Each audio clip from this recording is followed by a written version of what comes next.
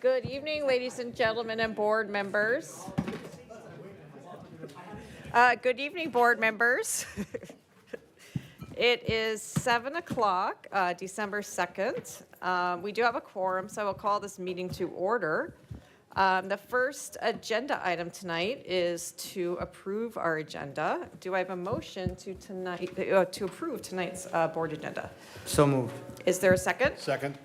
We will now vote to approve our agenda. All those in favor say aye. Aye. Anyone opposed? Tonight's agenda is approved. Dr. Stanley, would you please review tonight's agenda for us in the community? Absolutely. We are really excited to recognize our boys cross-country champions. They'll be here tonight. And then we also have an Excellence in Action, really talking about some great things that are happening in our middle schools. We are going to go into recess for two public hearing items, Truth in Taxation and Achievement and Integration. Board will come back into regular meeting. We'll have hearing from the members of the public, several consent agenda items.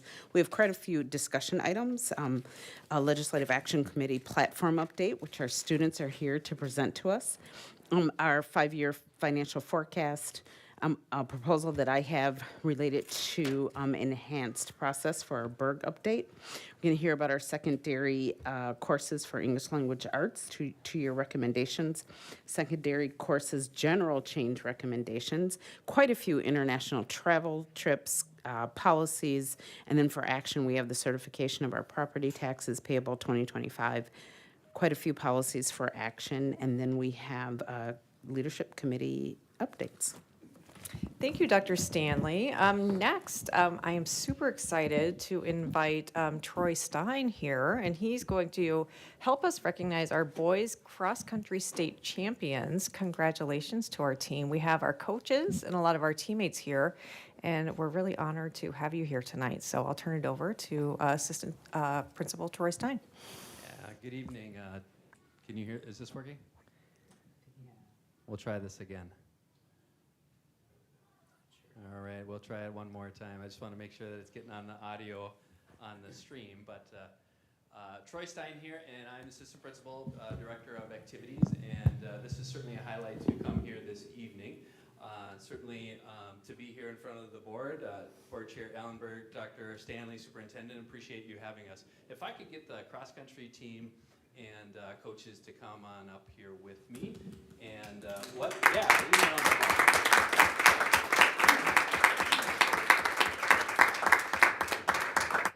what I would love to acknowledge is it is extremely difficult to be a student athlete at Edina, to maintain the academics that these young men are striving to achieve, but also the excellence in athletics that they accomplished this fall.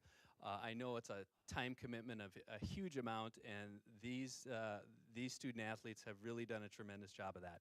So I'd like you to meet them, and if our athletes could introduce themselves, first name, last name, grade. If you're a senior, talk about some future plans if you have them made.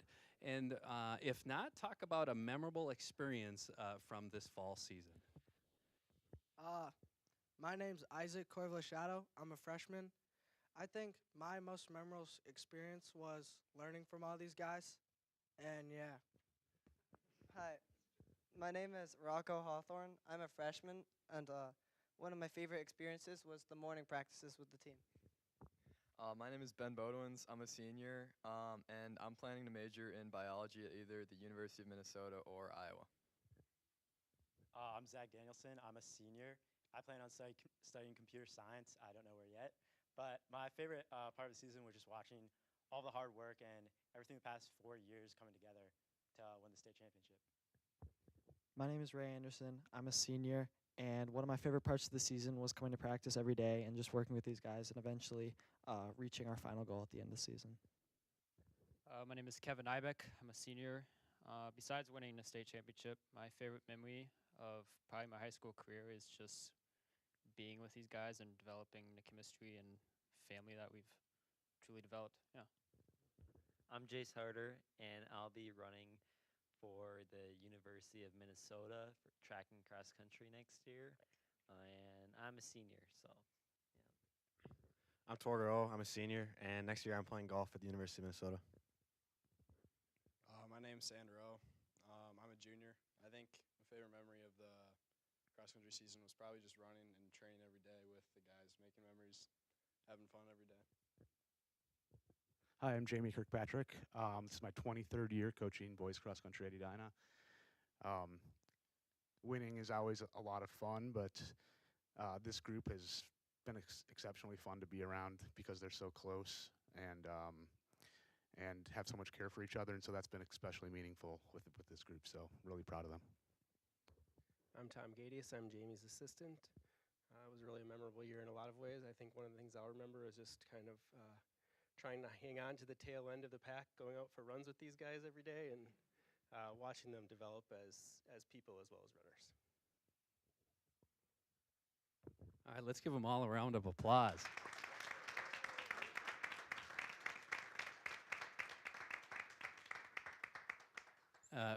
Thank you for coming, and I want to just acknowledge everything they talked about was about teammates, was about striving to be their best, about improving, and that's a tribute to their focus and attention on what's really important, but also a tribute to our coaches who do a tremendous job of just talking about growth and getting better and improving. And obviously, we all want to win at the end, but it doesn't always happen, and having that focus and continuing to grow and trying to meet perfection, you never meet it, but trying to is really important. So with that, let's tighten up, and if the board could stand up behind them, and let's get a group picture.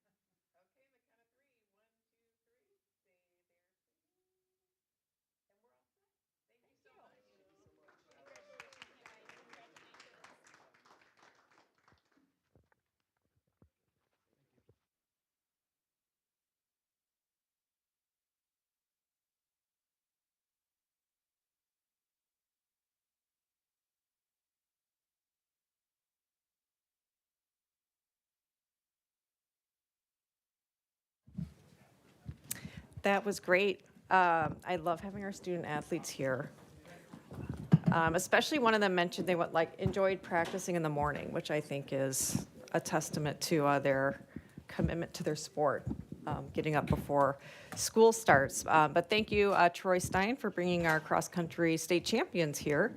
Now we're going to move on to our other great news, which is our Excellence in Action feature. And tonight, our Excellence in Action is going to feature the Belonging Flexes at Southview. And tonight's presentation will focus on the Southview Early Learning Flex, where students from Southview come to the Early Learning Center to play with preschool students. We're joined today by Mart Oberly, a math teacher at Southview, Elena Zapata, a preschool teacher at the Early Learning Center, and Brittany Armstrong, who is another preschool teacher at the Early Learning Center. And I will let you introduce our fabulous friends that you brought along, who might be staying up a little bit past their bedtimes. I can't tell. So. Yes, thank you for having us. I think we'll just start by sharing a little bit about why we are doing this partnership this year and last year, and then we're going to have each of our learners introduce themselves, and we have some representatives from Southview who weren't able to make it. So we'll talk about how you can hear their voices as well. So we are excited to share with you a bit about this partnership between Southview and the Early Learning Center. And, whoops, there we go. We would love to start just by grounding in the why. The reason we really established this relationship between the two schools is to create opportunities for learners to feel a sense of belonging and to grow their their sense of belonging. And we ground ourselves in the work from Cobb and Crownapple and define belonging as the extent to which people feel appreciated, validated, accepted, and treated fairly within an environment. Belonging isn't just a nice sentiment, it's a need that is hardwired into human beings. And at the middle level, we know that a lot of the work our learners are doing is developing their social brains. So they're working to answer 3 main questions. Do I fit in? What do I have to offer? And how do I belong? And what we've noticed is that this partnership has really afforded our learners an opportunity to answer that middle question. What do I have to offer? They leave this experience feeling proud, recognizing that they're leaders in our community, that they're helpers. And what I love is this picture really captures the energy they bring back to Southview Middle School. They leave just with an extreme sense of pride. So I'm going to turn it over to my colleagues at the Early Learning Center to share their perspective, and then we're going to have our young learners introduce themselves and tell us a little bit about what this has meant to them.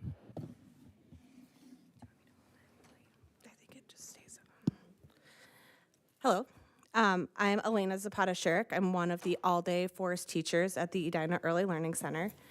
Mara had approached me in the spring of 2023 and to have her middle schoolers just come and read and for the afternoon. And we saw this magic happen with these older learners, with our youngest learners in the district. And we thought, well, why not keep it going? And so in the fall of last year, we partnered again and created these belonging buddies, these Hornet helpers, middle school buddies, as they're referred to as from our little ones. And once a month, they came to the Dragonfly classroom, or we would venture all the way across the parking lot over to the middle school, and we spent an hour of really meaningful learning and creating and exploring. And it was nearly impossible to say the words like, we've got 5 more minutes, like it's time to go. And the reluctant sighs and begs we'd get from not just our preschoolers, but the middle schoolers, like, wait, like 10 more minutes. Like, we need to finish our game. We want to keep working on our project. And it was so special. And every day in between, if anyone's been in a preschool classroom, was our middle school buddies coming back. And they knew they felt loved and cared for when their buddies came. And it was just a really special relationship that formed between the 2 groups.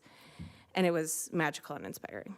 And didn't think from just that one little visit of readers in the spring, now we have over 90 middle schoolers coming once a month to the Early Learning Center in 7 different classrooms, spending an hour of their flex time where they could choose to do anything, and they choose to come to us. So.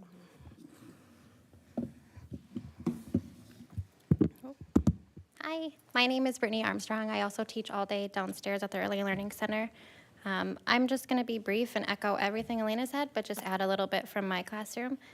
My students look forward to the big kids coming. They don't quite understand middle school yet, but they beg for them to come. They beg for them to stay.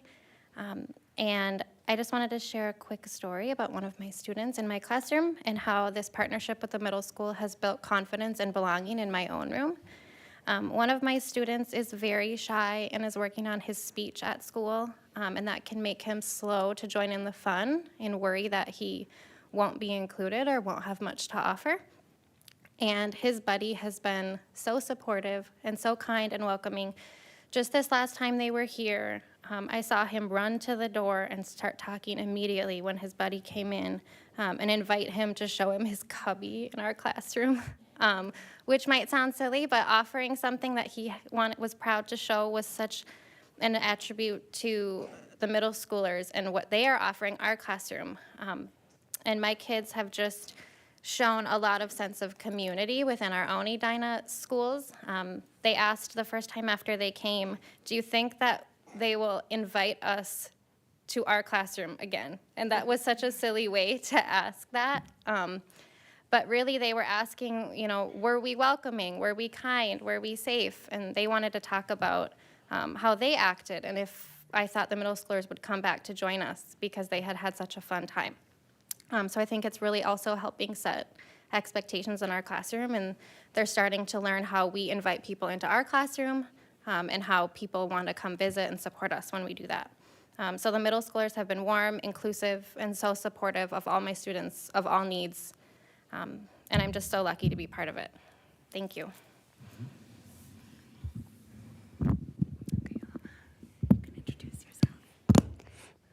Hi, my name is Oma. I'm 5 years old, and what I like about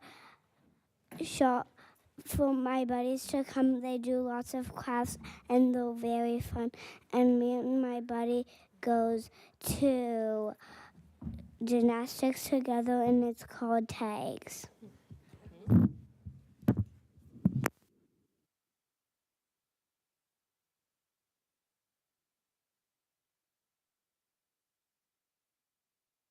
Will you make sure you press the button? I just want to make sure the microphone.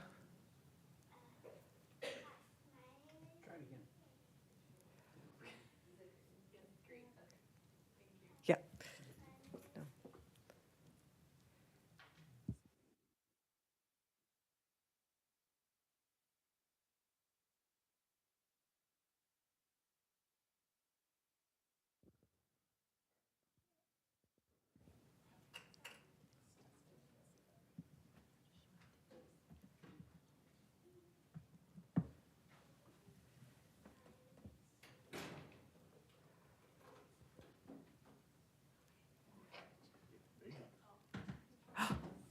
You get the special microphone.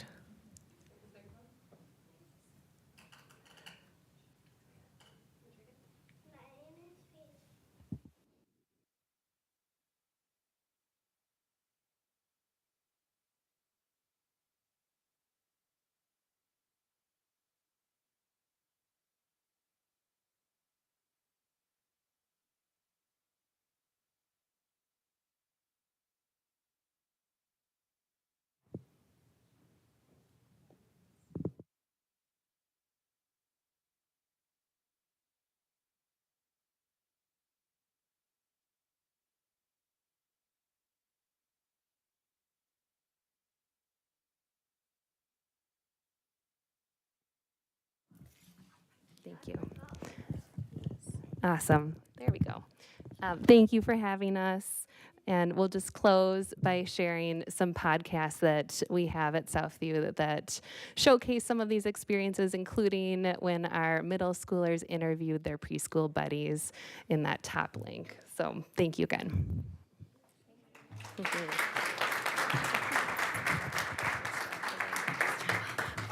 Oh my goodness, before you guys leave the table, I have to tell our littlest learners how brave you are to come and speak at the board table. I know when I was an adult and I came to speak to the board, I used to be scared. And so I'm so impressed by all of you guys. So thank you for coming tonight and staying up past your bedtime and waiting and speaking to us about this amazing program. Thank you. Oh, would you like to come up here and take your picture in front of the board? Yes.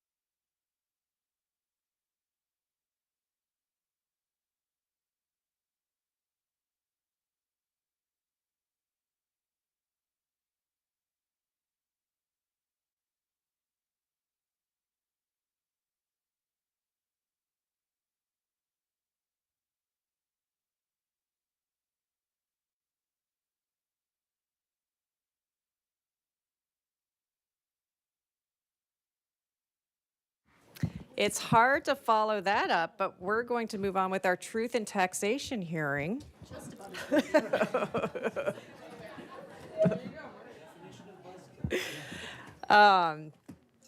Every year, the state of Minnesota requires each board to have a truth and taxation hearing and a World's Best Workforce, which is now has a new name, and we will be doing our achievement and integration hearing.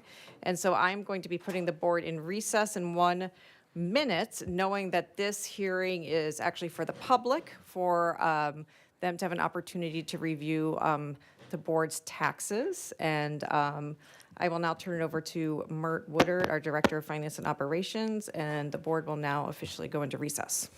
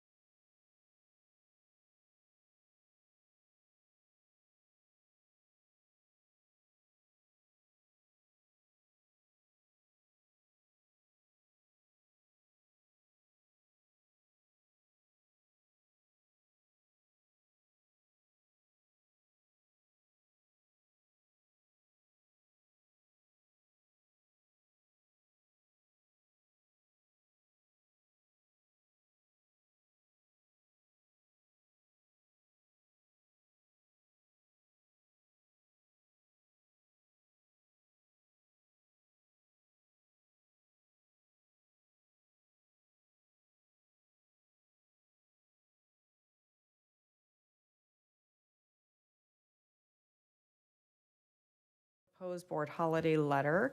So given that removal, is there anything else that anyone from the board would like to remove from our consent agenda?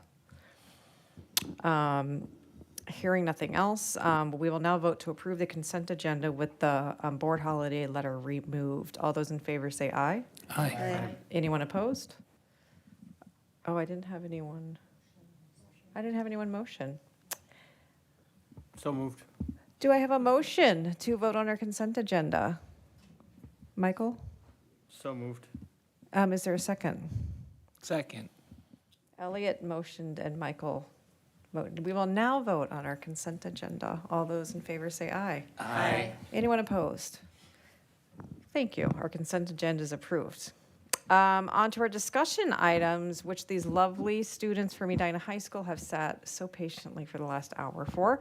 Our first discussion item is our LAC platform, and I will turn it over to our board members that are on the LAC, Dan Ehrman, Cheryl Berry, to introduce our guests that we have here tonight. You all can head up to the table. Well, we're excited for this year's legislative session. And so we've been working on this platform in conjunction with several other administrative personnel from Edina, as well as consulting with some of the other associations and groups around the state. And so many of these are probably pretty similar to what you've seen over the last couple of years. We hope to kind of continue on some of the momentum we've had over the past couple of years. And Cheryl and I have been kind of working with this great group of students here, as well as there's about 20 students in total on the LAC. And so these three have worked out well from their schedule purposes to help us out tonight. So I'll turn it over to them, and they can kind of introduce themselves, their year, and then kind of walk through the platform and the priorities. So my name is George Riet, and I'm a senior at Edina High School. I'm Suhana Sudharan, and I'm a sophomore at Edina High School. And I'm Meena Bhargava. I'm a senior at Edina High School. And is our slide show up?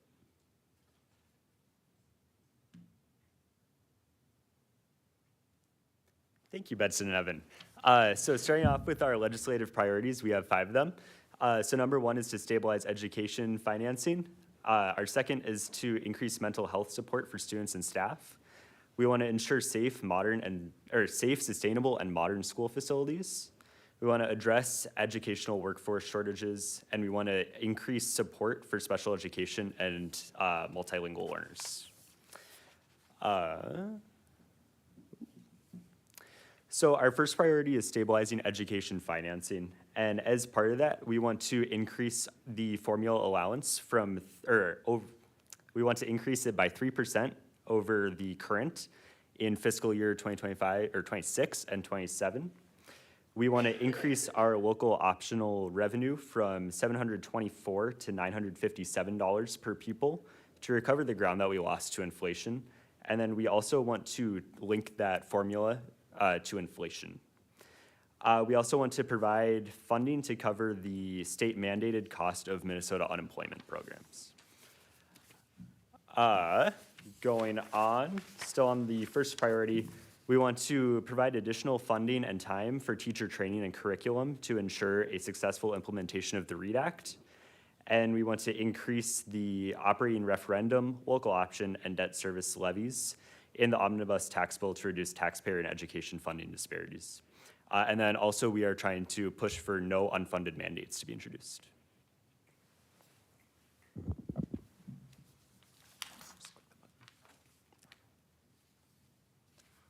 Our second priority is mental health supports for both students and staff. And on that, we want to provide funding to hire additional support staff and develop programming resources to address the mental health needs of students and staff. We also want to increase the statewide capacity to provide for intensive mental health services for children and youth experiencing mental health crisis.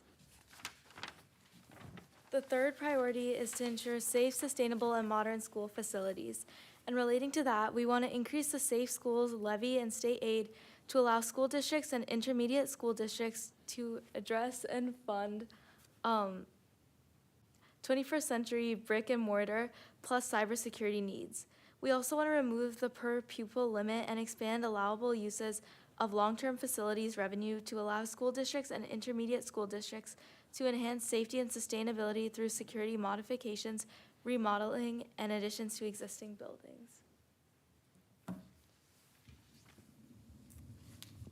Okay, and then our fourth priority is addressing educator workforce shortages.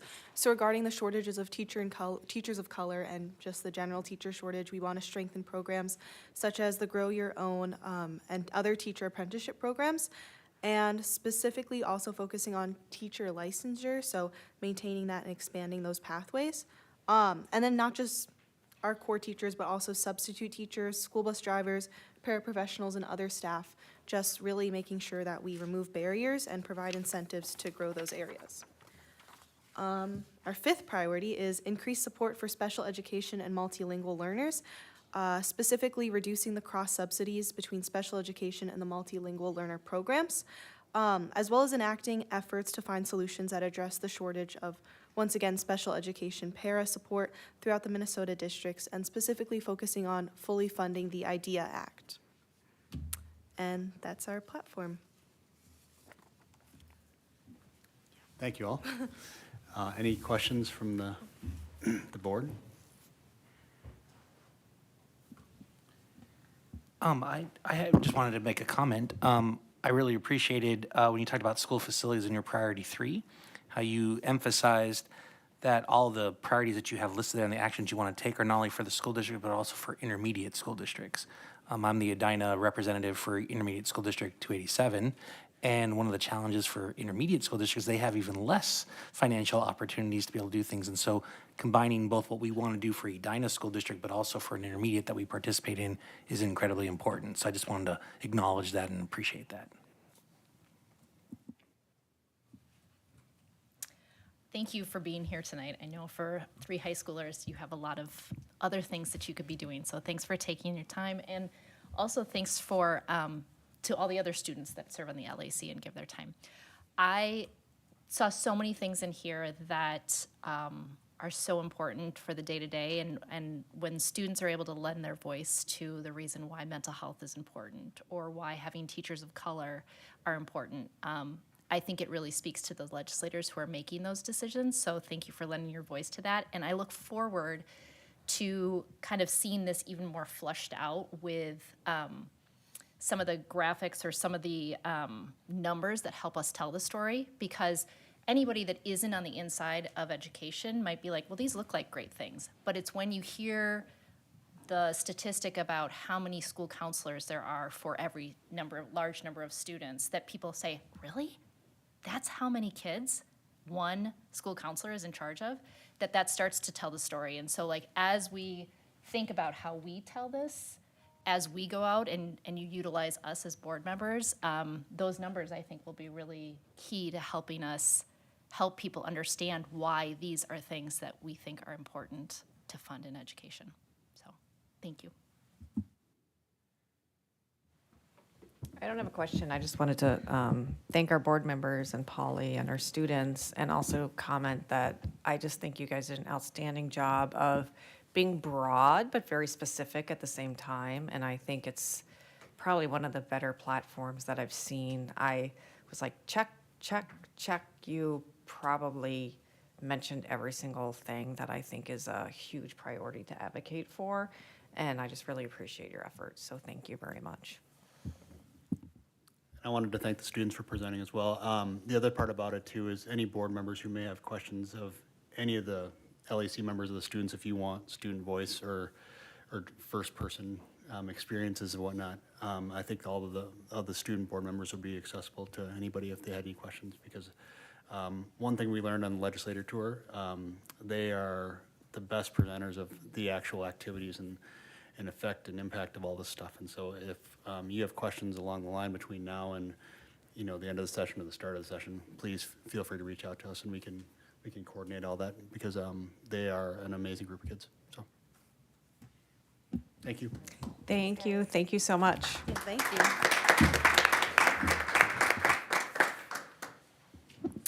We're going to move on to our next discussion item, which is our fiscal year 2026 through 2030 financial forecast. And welcome back up, Director of Finance and Operations, Mert Woodard.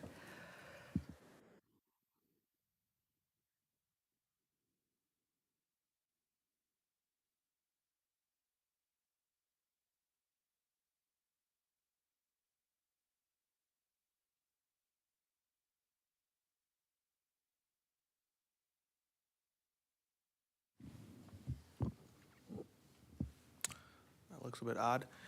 Good evening, Chair Allenberg, members of the school board, Dr. Stanley. We are here to present our updated 5-year financial forecast, so fiscal years 2026 through 2030.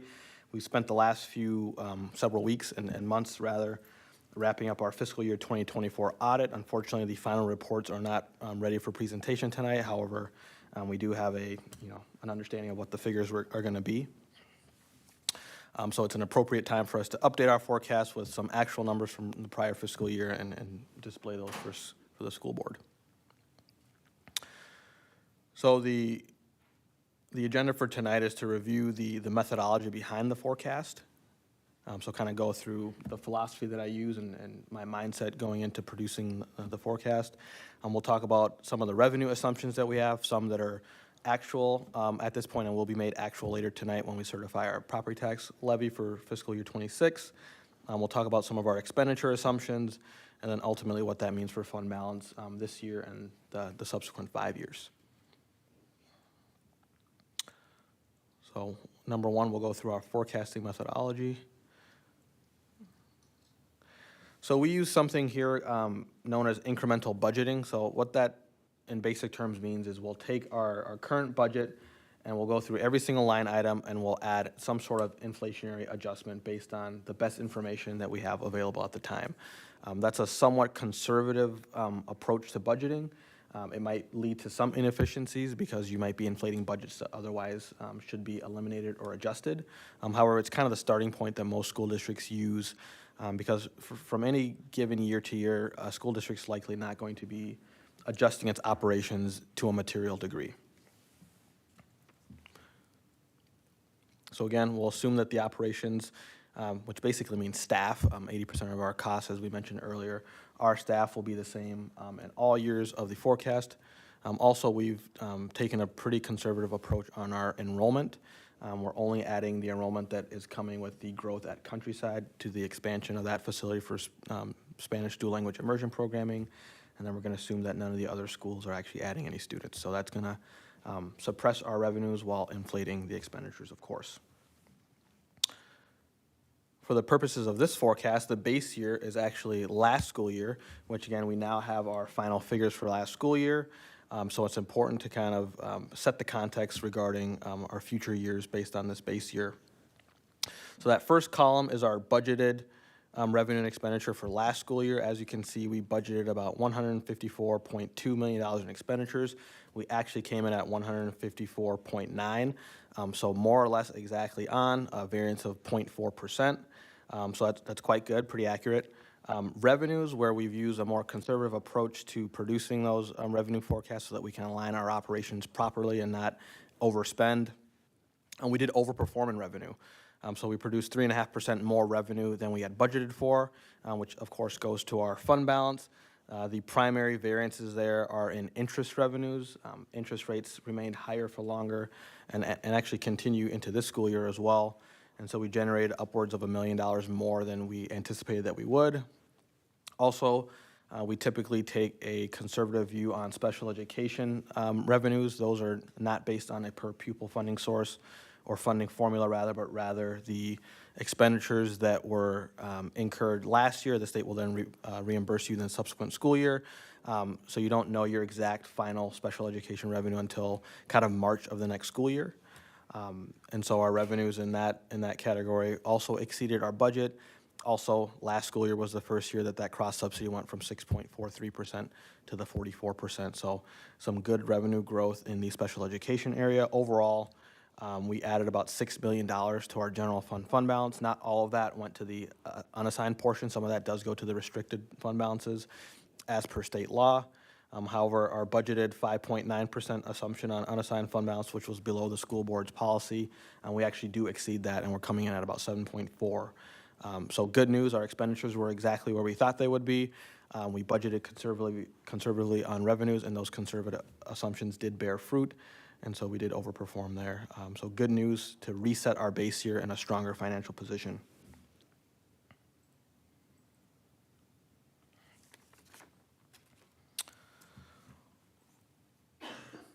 So there are some areas that can affect whether or not these forecasts are accurate. So 5 years from now, when you say, Mert, you were off by 0.8% in this area, that's true. I'm going to be off. I can guarantee you that.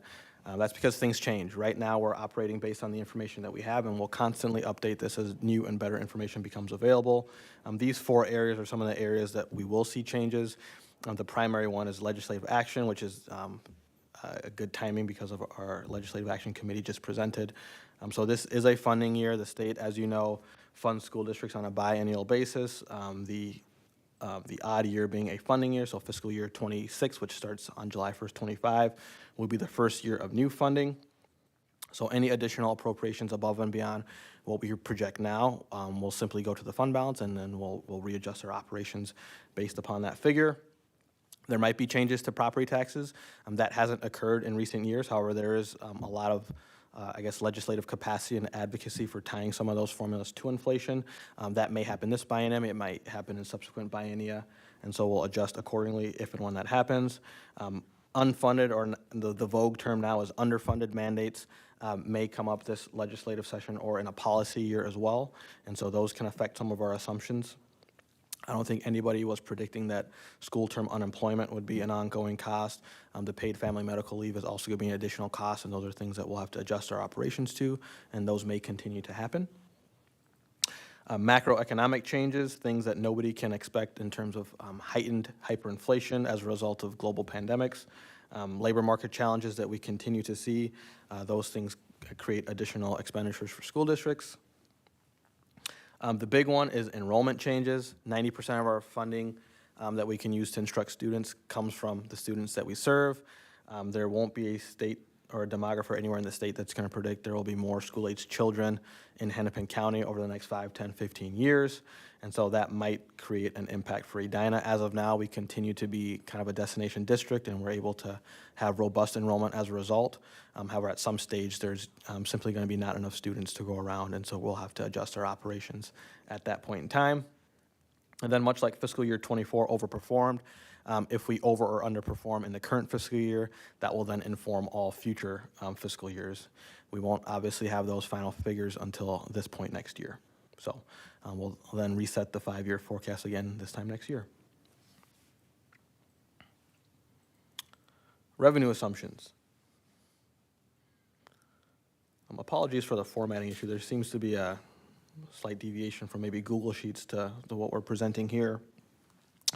So the basic education formula, again, funds about 43% of our general fund operations.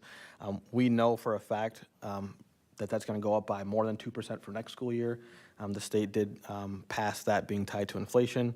At this point in time, it's calculated at about 2.53%. So we've gone ahead and booked that as our assumption for next school year. In all future years, we've tied that to 2%. That's probably as conservative as we can get, as that's the cap, or the floor rather, that's built into legislation now.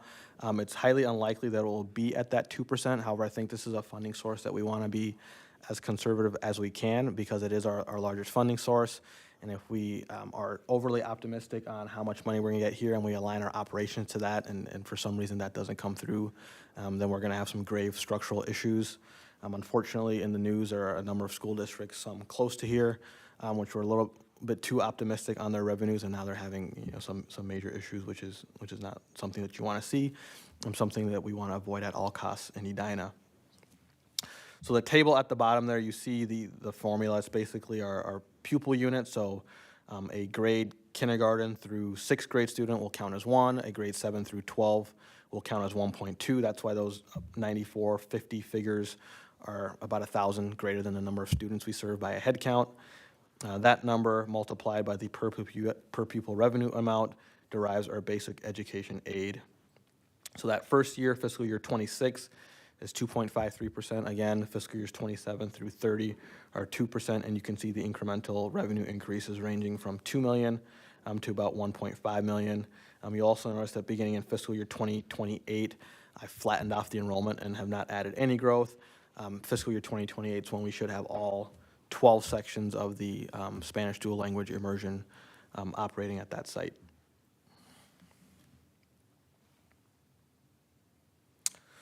Again, the infamous basic per pupil adjusted for inflation versus the actual revenue that we received.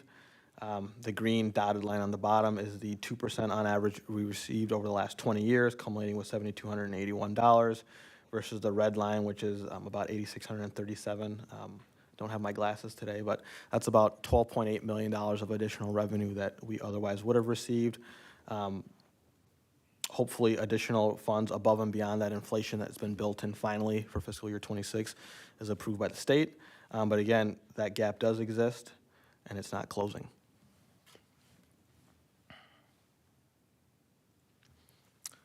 The second most important revenue source for this school district and most school districts in the area is the voter-approved operating referendum. Functions the same way as your basic per pupil, so this funds your basic core operations that you would expect a school district to offer. The cap on that for fiscal year 26 is $2,266 or $2,267 or so dollars. Our operating referendum that you'll approve for next school year tonight is at about $2,263, so virtually at the cap, just short by about $4 per student. Future increases I've built in are averaging about 2.57%, the range being from 2.39 to about 3%. The state of Minnesota offers something called the referendum phase-out calculation or formula, and they kind of give you a predicted 5 years, and that's what I've used for the basis of our forecast, and we'll of course update that each time that they run an update for us. This is a much smaller revenue source than our basic education aid, so we won't be quite as conservative here as on that other formula. Additional revenues of about $700,000 in the first couple years, ending with about just under $600,000 in the final year. So again, these funds can be used for any purpose that the board deems fit. The final revenue source that I'll present upon tonight is the capital projects levy, otherwise known as the tech levy. Again, this one is a simple voter-approved tax rate multiplied by the next tax capacity of the school district. So for next school year, we already know that it's going to be about $9.2 million, an 8.36% increase over the prior year. Since I've been in the school district, so for 3 levy cycles already, I've been using a moving 3-year average to predict the growth of the tax base, which has been fairly accurate, if I must say. However, with inflation and property growth kind of coming back down to normalcy since the heightened years of the pandemic, I've reverted to more of a 3% year-over-year increase to add some conservatism to this calculation. Again, this funding source is used to fund our non-instructional or instructional software and technology devices throughout the district, as well as all of our technology staff, and also the infrastructure that people may not actually see.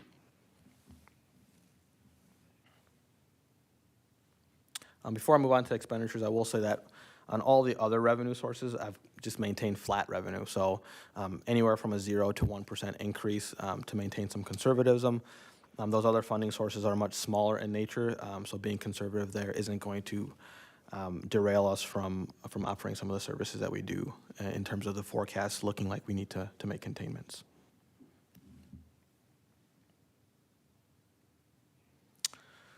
So the school district has a chart of accounts that includes roughly 15,000 different accounting combinations. And as part of this exercise, we kind of take every single one of those and we put it into a database, and then we tweak those based on some of the information that we have. Again, we're going to include the same number of full-time equivalents in all of our different bargaining units that we're staffing this year, and we're going to keep those for all 5 years of the forecast. We're assuming that no additional or new initiatives are added to the school district at this point because, again, that none of those have been approved by the board, so I don't have any insight as to whether that will or will not happen. And also on the salaries, I'm kind of doing a best estimate here. Ultimately, salaries are determined by board parameters. Some of those are already in place for next school year, so I'm able to more reliably estimate what those staff will cost next year versus this year. But for those staff whose contracts end on June 30th, 2025, I'm kind of using a combination of my best guess, labor market, historical trends, et cetera, to forecast those out for next year and beyond. Same with supply purchases, service purchases, et cetera. Your statutory benefits are directly derived from the salaries because those are percentage-based, so those are a little bit easier to predict. Liability insurance has been some very big increases over the last few years, 36% 2 years ago, about 18% last year. That was pre-Tampa Bay and some of those hurricanes.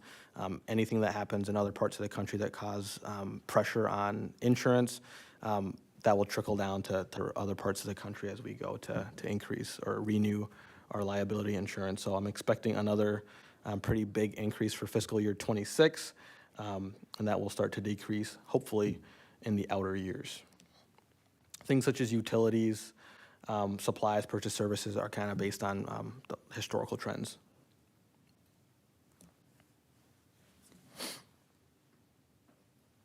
All that culminates with something called fund balance, which is the year-over-year residual value, so the difference between our revenues and expenditures, basically the district's equity.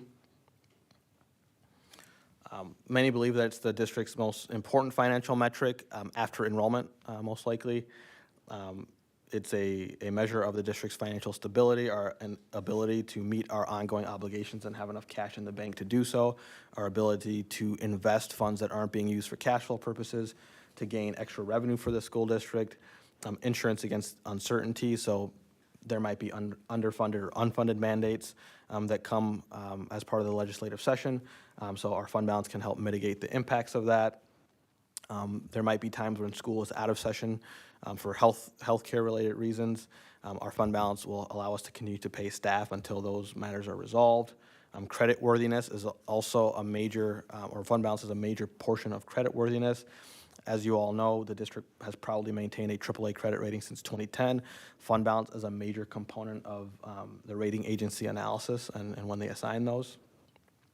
And what that means is we'll get the most favorable terms for our borrowing. So district residents can be assured that when we do issue additional debt, it will be at the lowest rates. And when we go to refinance our debt, those will also be at the lowest rates, which is great. And then finally, strategic planning.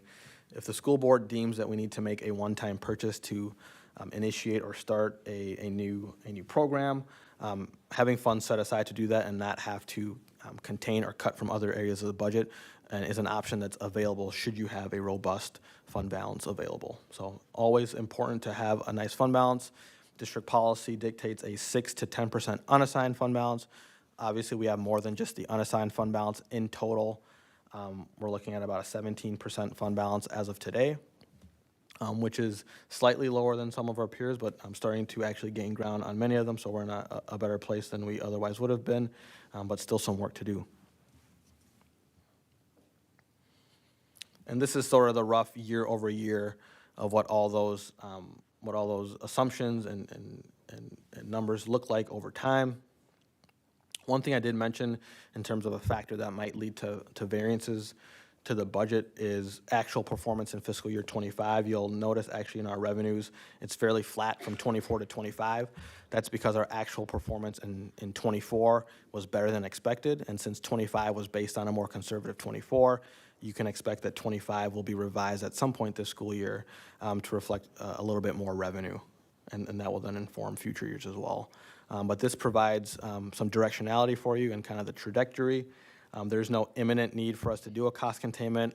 We've kind of done our process over the last 2 years, which is kind of providing this longer on-ramp before we have to look at doing containments again. If all of these conservative assumptions do come through, we're looking at containments definitely needed in fiscal year 27. For fiscal year 28, 27, there is a decline, but we do end up that year above our unassigned fund balance policy, and then all other years, of course, look worse and worse. So when I first got here, I think this chart kind of looked in the red after 1 or 2 years, and so our Berg process of the last 2 years, as well as overperforming on some of those revenues, having our conservatism come in favorable, has given us a longer on-ramp. So I'm still in that game of musical chairs. Perhaps the music is just slowing down slightly.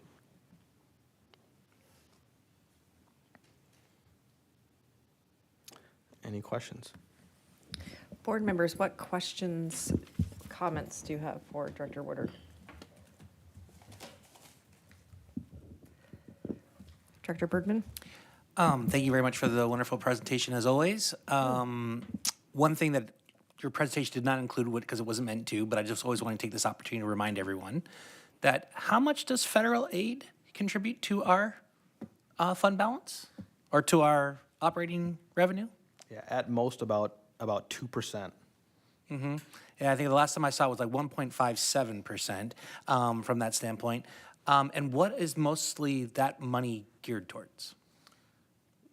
So about 50% of our federal funds are going towards special education. So it works out to about between $1 to $1.4 million out of about $27 million. Okay, because I know that I've had people in the community ask me about, well, what are the impact with potential in the future, 2025 and beyond for the Department of Education, funding from that standpoint, what does it mean, so on and so forth, whatever it is.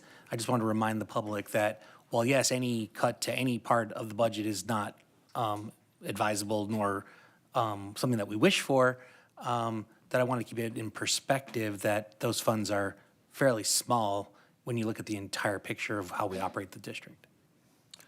Absolutely. We're making up the difference locally here. So, thank you. Director Aram? Just one quick question about the property piece of it, where you said you were going back to a 3%. Was that historically what it was before COVID, or is that even more conservative than what it was prior COVID? between 3 to 5% Okay. per year. I think over the last 6 years, we might have been averaging closer to 6%. So maybe I'm a little bit more conservative than we need to be. As you'll recall from our bond refunding that we recently did, a member of our municipal advisory team from Ellers kind of brought forward a chart that shows how our debt functions against our property taxes over time. And the conservative approach that they use was to build in a 3% as well. So we're kind of aligning to their forecast as well. Thanks. I have two questions. One is regarding the 2% increase in the general fund from the state. How confident are we that that will not go away and be rescinded by the legislature? That is a very interesting question. Before I started in the profession, and actually a number of years into it, a number of my colleagues and mentors would say that, each year they would actually budget a 0 or a 1%. The fact that it's now written into law has kind of changed the philosophy there, and we are more comfortable at going to that 2%. I think it would take something pretty extraordinary at the legislature to get both sides to agree that that needs to be repealed. But yeah, you're absolutely right. It could go away at any moment. Because to your point, I've never been a part of a budget that has higher than a 1% increase. So I understand as part of law, it also still makes me nervous. And so I just wanted to make sure that we're comfortable that even though it's law, in the law, I'm still anxious about it. So, and that it's conservative. I don't see it changing. It still makes me anxious. So I just wanted to ask the question. And then my second one, I'll just add for context, each percent for Edina is about $691 or so $1,000. So were that to go to 0, we'd be out about $1.3, $1.4 million, which is significant, but something that our fund balance would allow us to weather in the off chance that does occur. Okay, thank you. My second question was around you had mentioned the underfunded mandates for a couple of things you mentioned, like the paid FMLA and the other, I forget. Thank you, the unemployment. Are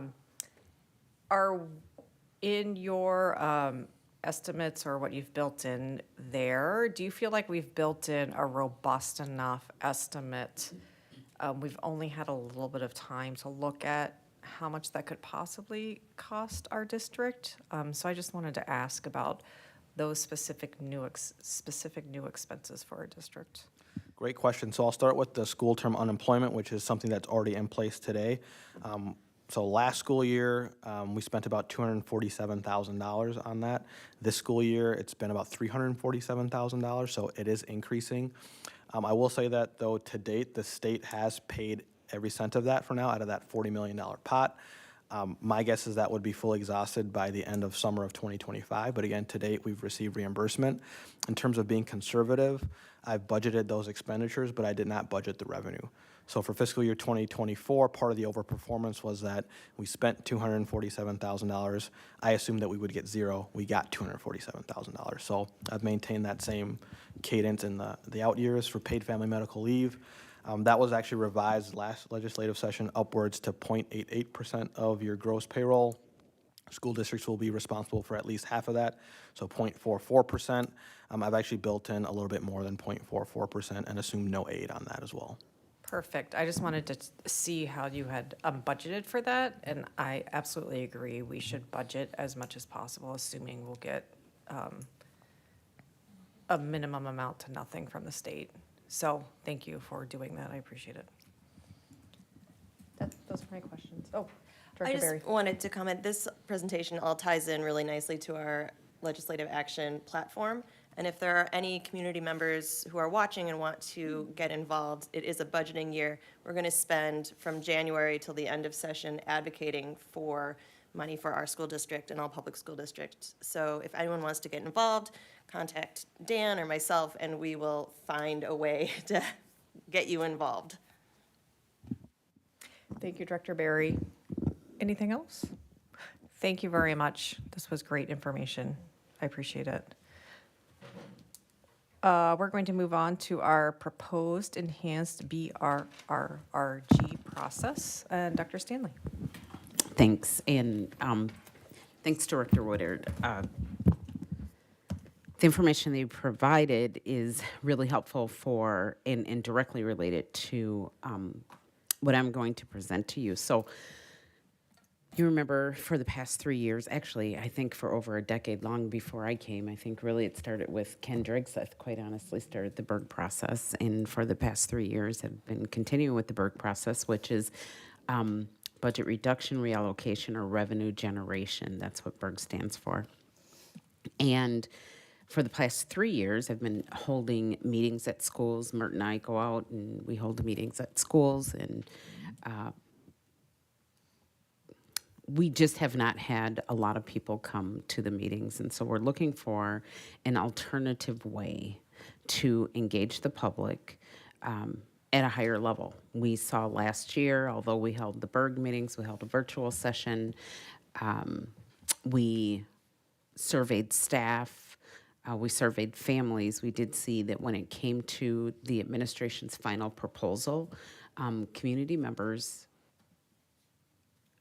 were not informed in the way that we needed them to be informed. And so we're looking for an alternative way to inform. Now, I've been going out this year and speaking with PTOs. So when PTOs invite me out each year, I have different presentations, and this year I've really focused on school finance and just doing the basic presentation that Mert and I provided last year and during the Berg sessions. There's been strong response to that, and we even know that at PTO meetings there may be 6, 7, 8, 10 maximum.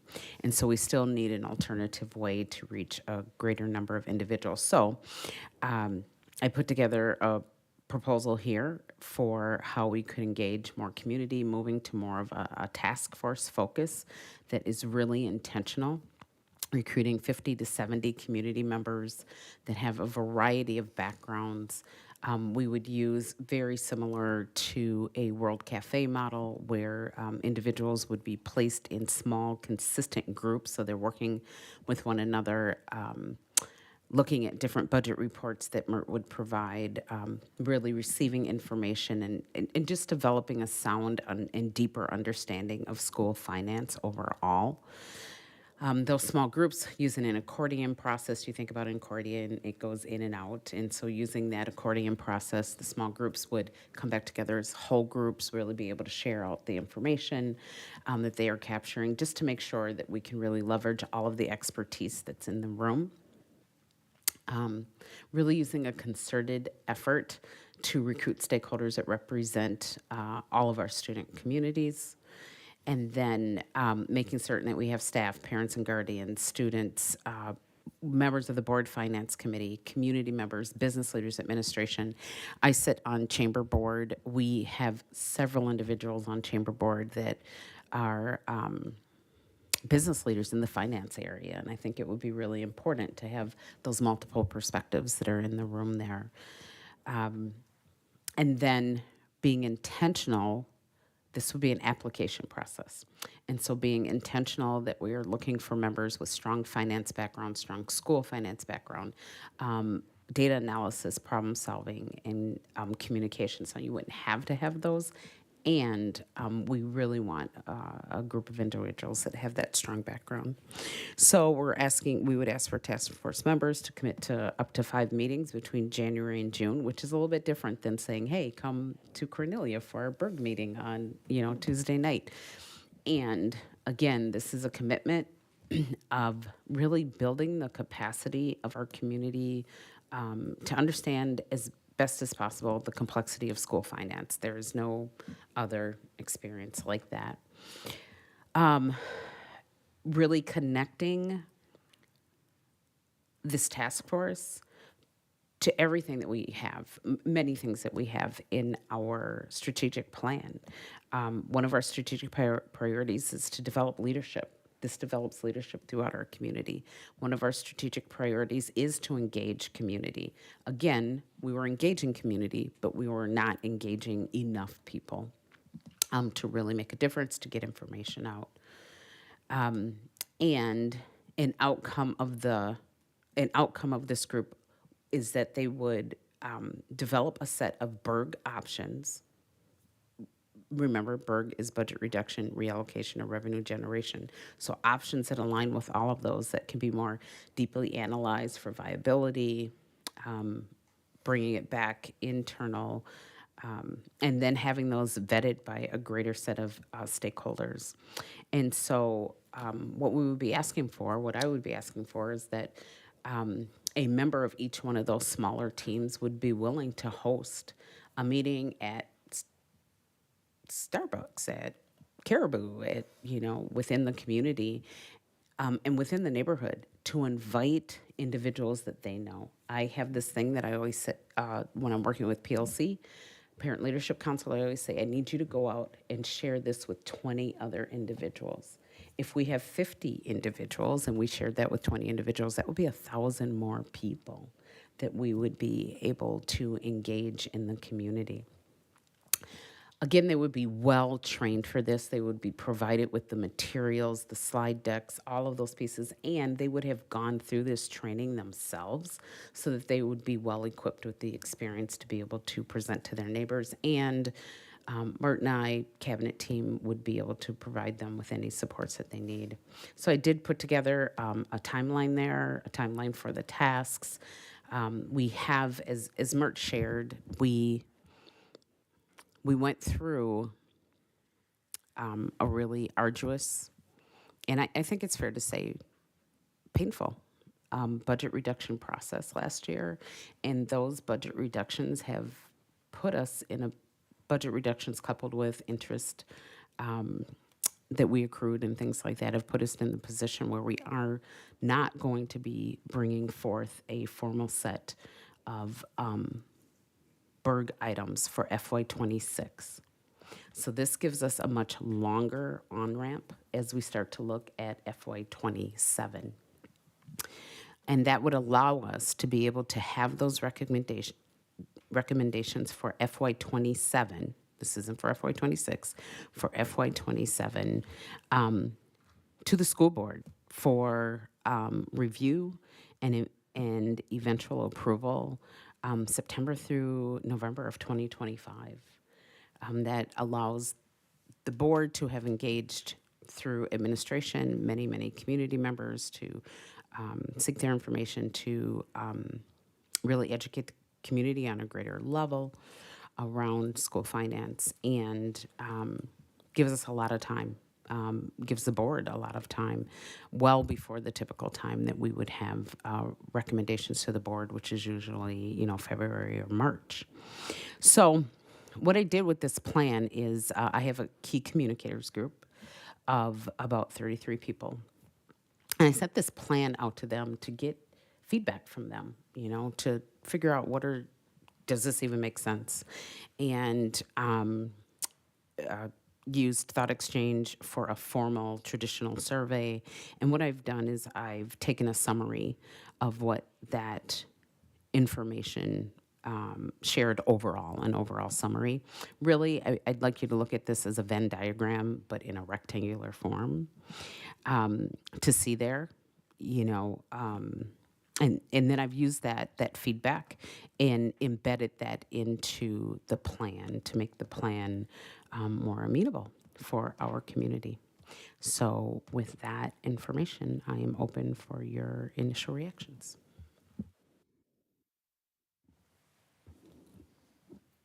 Director Mann? I think it's a great idea.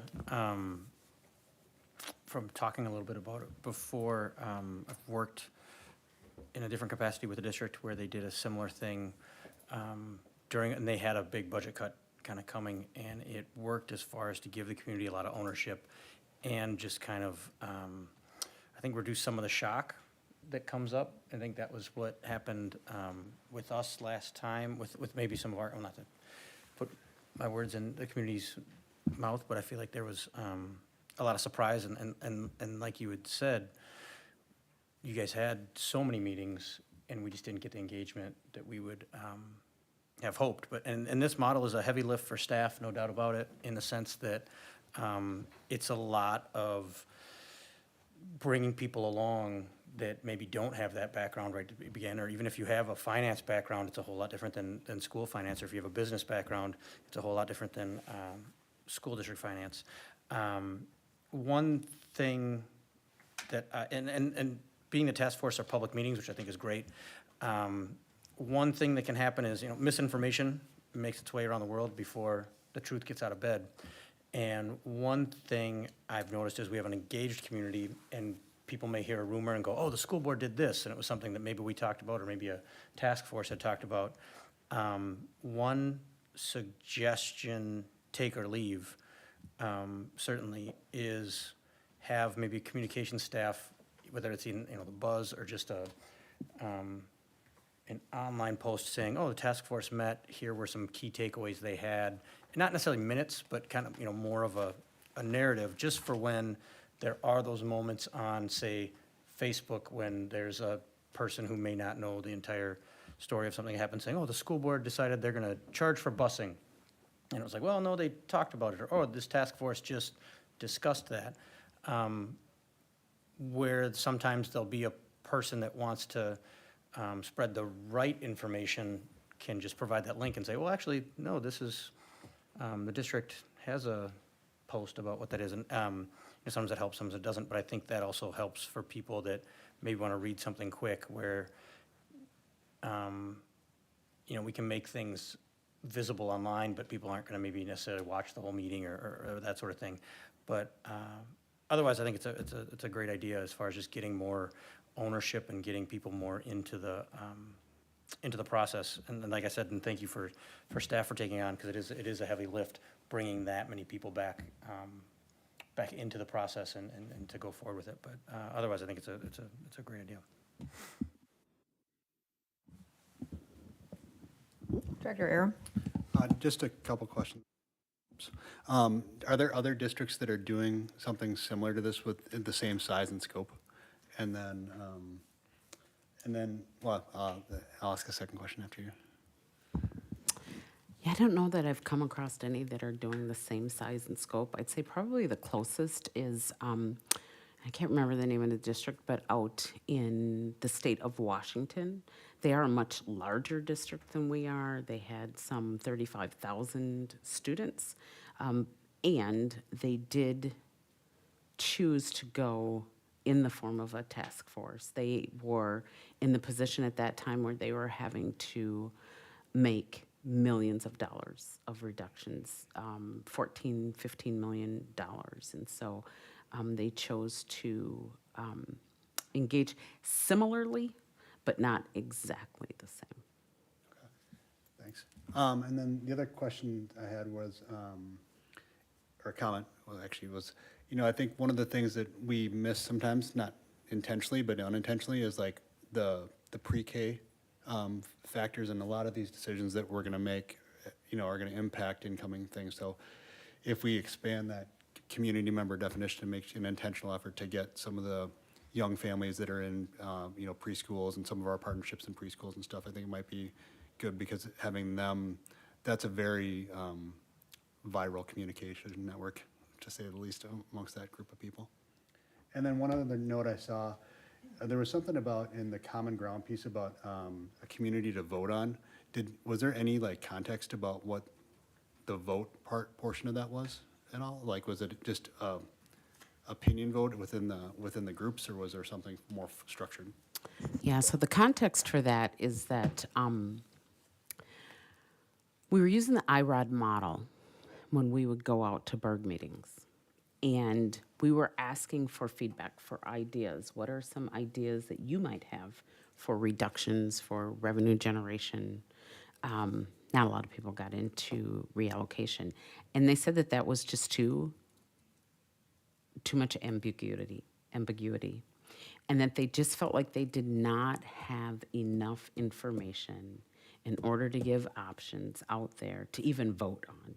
That's really what it was. And so that's why I know that in this process, we are going to have to engage community members to the point where they are going to be given greater in-depth information about items that are within our budget and comparisons, right? We ran comparisons. We brought comparisons to the Finance Committee around the areas that actually surfaced. I mean, the areas really did surface through Berg and through the surveys that we did. And this will really allow us to work with a group of individuals who will really be able to dig in and analyze the information so that they can better understand it and have the comparables and everything for other districts. And for districts that are truly comparable to us, that was a fascinating question that Michael asked about federal funds. And when we're looking at districts that are truly comparable to us, we need to look at district size, how many students they have. We need to look at the size of their schools. We need to look at how many schools they have. We need to look at funding that they get through compensatory education. We need to look at funding that they are receiving that we don't have access to that. And oftentimes, we're just not comparing apples to apples. And so I'm really working to identify what are those districts that are truly our comparables? And they might not be in the Southwest Metro. Eden Prairie is completely different from us. Minnetonka and Wayzata have many more children than we have in our schools. And so really being able to get them that information so that they can truly come up with options that are viable, that then we bring out for greater community members to not necessarily vote on, but certainly give their feedback on, so that when the time comes and we administration need to take all of that information, digest it, and bring a recommendation to the board that we have sufficient engagement. Yeah, I think that's great, because I attended most of the Berg meetings last time, and there was for sure an element of people were interested in one topic or something like that, and that would dominate a lot of the conversation. And so I think that having a standard kind of information packet of information would be good to go through. So, thanks. Director Gabler?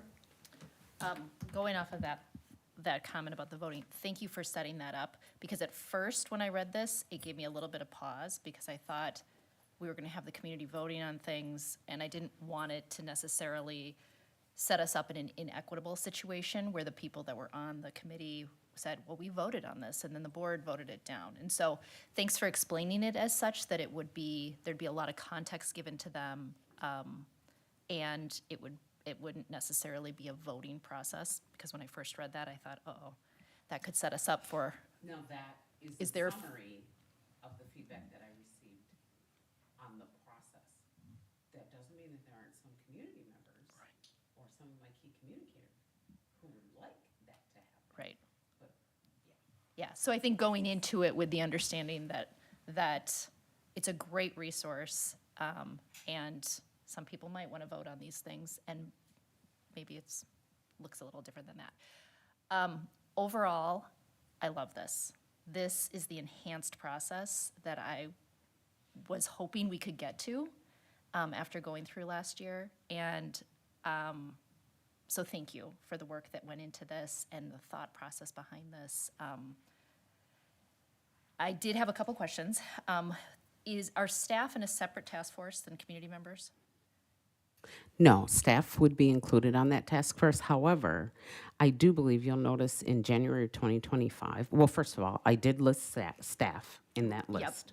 Yep. And then you'll notice in January of 2025, I did list that we would hold staff meetings. I think it's still important for us to go out to buildings during a scheduled staff meeting and still present to them individually, because staff includes teachers, but it's way more than teachers, right? And so really making sure that we're able to engage as many staff members as possible as well. But did include staff on the task force as well. Okay, so it's a both and. That's great. Yeah. And then just a question in terms of the timeline. So when the recommendations come back to the board, or the feedback would come in May of 2025, school board would discuss options in August 2025, and then there'd be final board recommendations and our decision in September through November. Would the idea be that this, assuming this goes well, this would be the Berg process that would happen every year, that we would need to go through this? Or would this garner enough possible ideas that we might find that it gives us some information for a couple of years to cycle through? Do you have any thoughts on that? Yes. Okay. No, that's my answer. Yes. It's a both and. Okay. We could generate a list of 10 options that, maybe we don't have to go through all 10 of those because they're going to get us to the point where it would be a whatever $1 million reduction, or maybe there's only 3 and we're going to have to come back and dig deeper. So for sure for 2027 though. Okay, thank you. Can I ask a follow-up question? It's along those same lines, but when those recommendations are brought to the board, I guess, is there the possibility that a recommendation could come to the board that says, I think the district should study this issue, knowing it might take longer than the timeframe allotted? Because my only concern is the amount of internal resources from a financial perspective it could potentially take to analyze these options and bring them to the board. And if there's something that could potentially be a good idea but might take more comprehensive study, would that be something that we'll keep it on the list? Here's 3 short-term, intermediate, and 2 things that seemed like good ideas, but I think of the bus payment thing that wasn't really viable for short-term, but we'll look at this, but it's going to take us a 18-month process. So is that something that could come out of this, or is this more looking at, here are things that we want to be a list of things that we could tangibly walk through for the upcoming process? So there's that stage where I talk about really analyzing the recommendations for their viability, and that would be, in my mind, that would be what you're talking about. And it may take longer. Now, Mert, can you tell me where we would be at in FY27 again, a negative?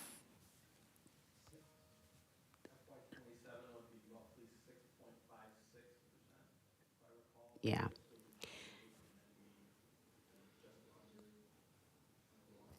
Yeah, so a negative 6.56 So we are going to have to make some reductions. There will certainly be other reductions that we can analyze and say, well, maybe that'll be 18 months out. These would be for items that we would be bringing to you that are viable, realistic. Realistic does not mean that there isn't stress and tension. Realistic just means it's something that we know that we can do at that time. And there may be other things that we have to evaluate for a longer period of time down the road. So, again, yes. Yep. Okay, thank you. One thing I would just love us to get ahead of is our ability to study things, more longer term things that could have large financial impact, but we cannot study them in our shortened budgetary time frame. And I don't want this process, or really any process, to preclude us from doing any of that. And so I just wanted to ask about that. Thank you. Director Mann, I know you had your light on earlier, so. I was going to say, Dan, the district that I had when I had covered Rochester, so that would have been 08, 09, they did it. And they were, at that time, the 7th largest district in the state, or 23rd, right? Edina Yeah. is 23rd. Yeah, I think, roughly. Definitely not in the top 15. Yeah, I think, I want to say, I think we're at 23rd. But, so they were cutting at that point, 8.5 million out of 155, but then the group, and it was about 50 people from the community. And then they recommended like 10 or 11 million, so then the board had wiggle room to kind of see. And then the board kind of obviously had the autonomy to do whatever, but it was a process. Yeah, I mean, they were not, in Minnesota, the same kind of thing, they had done it at least, so. Thanks for that. Yeah. Director Birdman? Thank you for the effort on this and mapping out. This is, again, what we've been talking about, and I'm glad we're finally here getting to the discussion part of where we want to go with it. There's a couple of thoughts that I had when I read it, and things I took away from last year's process and how I want to look forward. It goes to the heart a little bit about our Finance 101 in our education of community member stakeholders. What I tried to emphasize during the Berg process last time was not everything is an equal. That on the revenue side of the equation, some things you could do fairly easily, like raise a fee or whatever it is, assuming everyone wanted to go along with that. And there's other things that you could do but are very hard to do or have a very limited impact, meaning the weighted average of their impact to the bottom line is smaller. I would want to make sure that as we're discussing options, as we're ideating on different things, whatever it is, it's really important that we get people tuned in to not only what is possible, but what is the weighted element of it, both on the revenue side of the few options that may or may not come out of that, but especially on the expense side, because not all expenses are the same.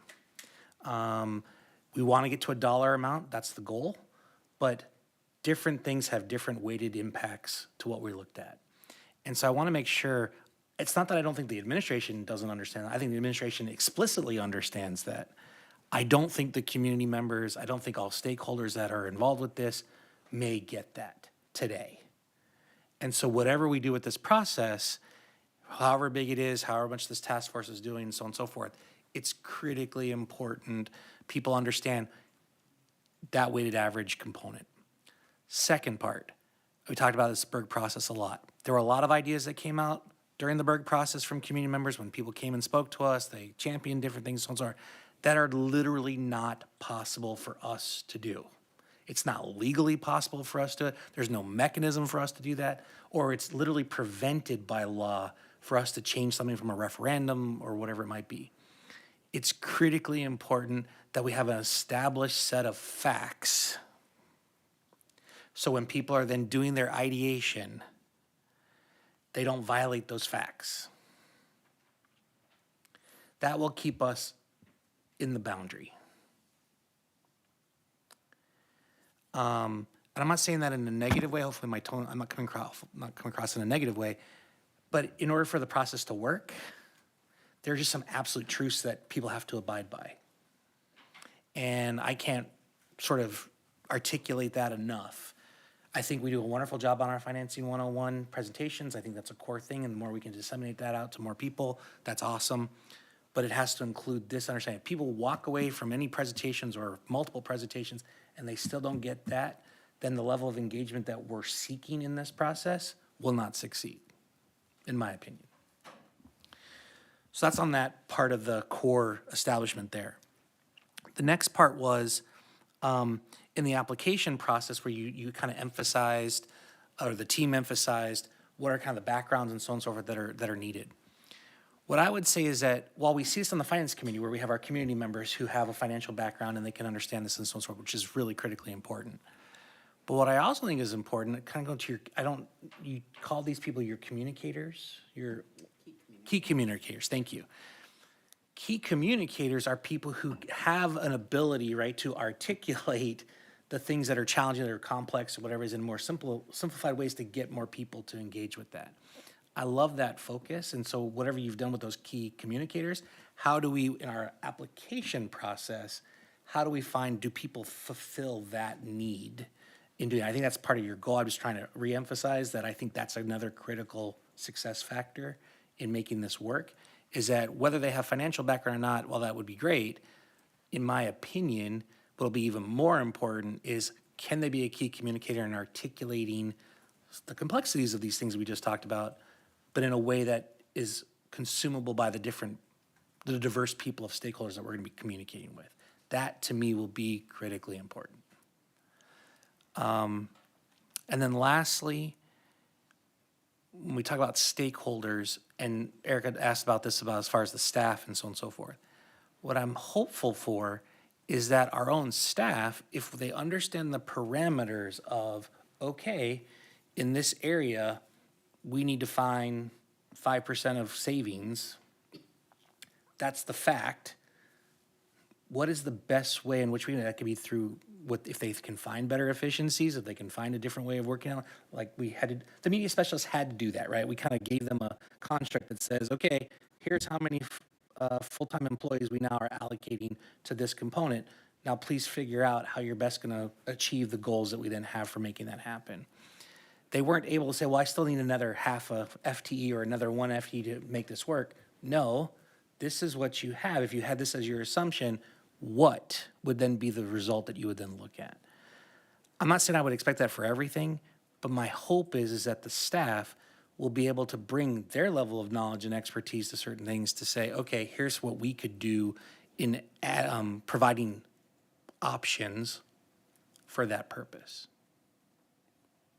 Because I think some community members, if you're a parent and you have a middle schooler or so on and so forth, whatever, you might ask them, well, do you want to pay more in fees, or do you want to maybe not have this offering, or whatever it might be? That's certainly one way we can do that. But I think the staff will have a little bit better way of, like, okay, in their current operation, if they needed to be 5% more efficient, what would they do? That's their task, is what, it's not about finding administrative cuts. It's actually in the operational components, what can we do with that? That's my hope anyway. I don't know if that's just a complete fantasy of mine, but that's what I would hope to see as a component of this process. If that can happen, great. If it can't, I understand, but I think that's important for the success of what the goal of this is. And I just want to know, what else can we do to support what this is, because I'm so glad that we're starting it at the time that we're starting it at, because it gives us a longer ramp to work with this and to really lean into people. But we also then need to make sure we keep people in the boundary, because some people say, oh, well, we can just kind of push it down the line. We can, kick the can down the road. The whole point of this entire process is there is no kicking the can anywhere else. We have to pick up the can and solve it. And I would only encourage all of us that as we go through this process, as we talk about where we all have to have our own language well established and make sure we're all saying the same thing along those lines. Because I think any mixed messaging that we have at the board level and the administrative level can undermine what we're trying to accomplish with the community. So I would challenge all of us to make sure that we're very clear about what our facts are and what our things are around that. And I have all the comments in the world that we can do that.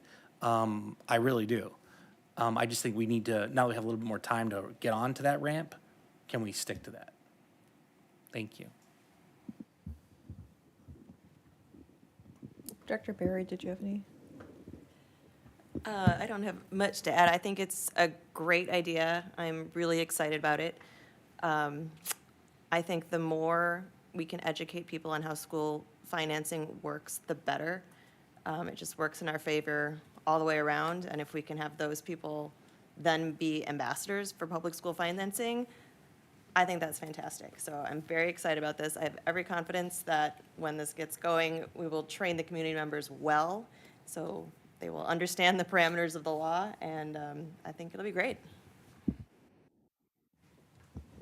Great. Thank you, Dr. Stanley. I appreciate putting this together for the board and the community. We're going to move on to our secondary secondary courses for English Language Arts, Year 2 recommendations. And we have Director of Teaching and Learning, Jody D. St. Hubert.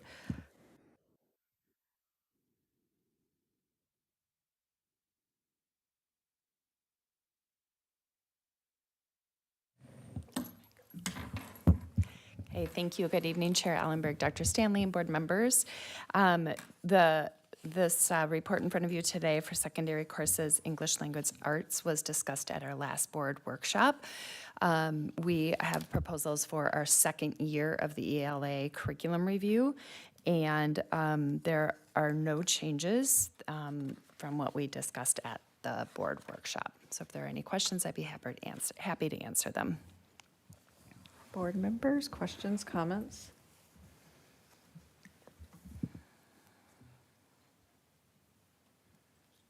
Director Gabler.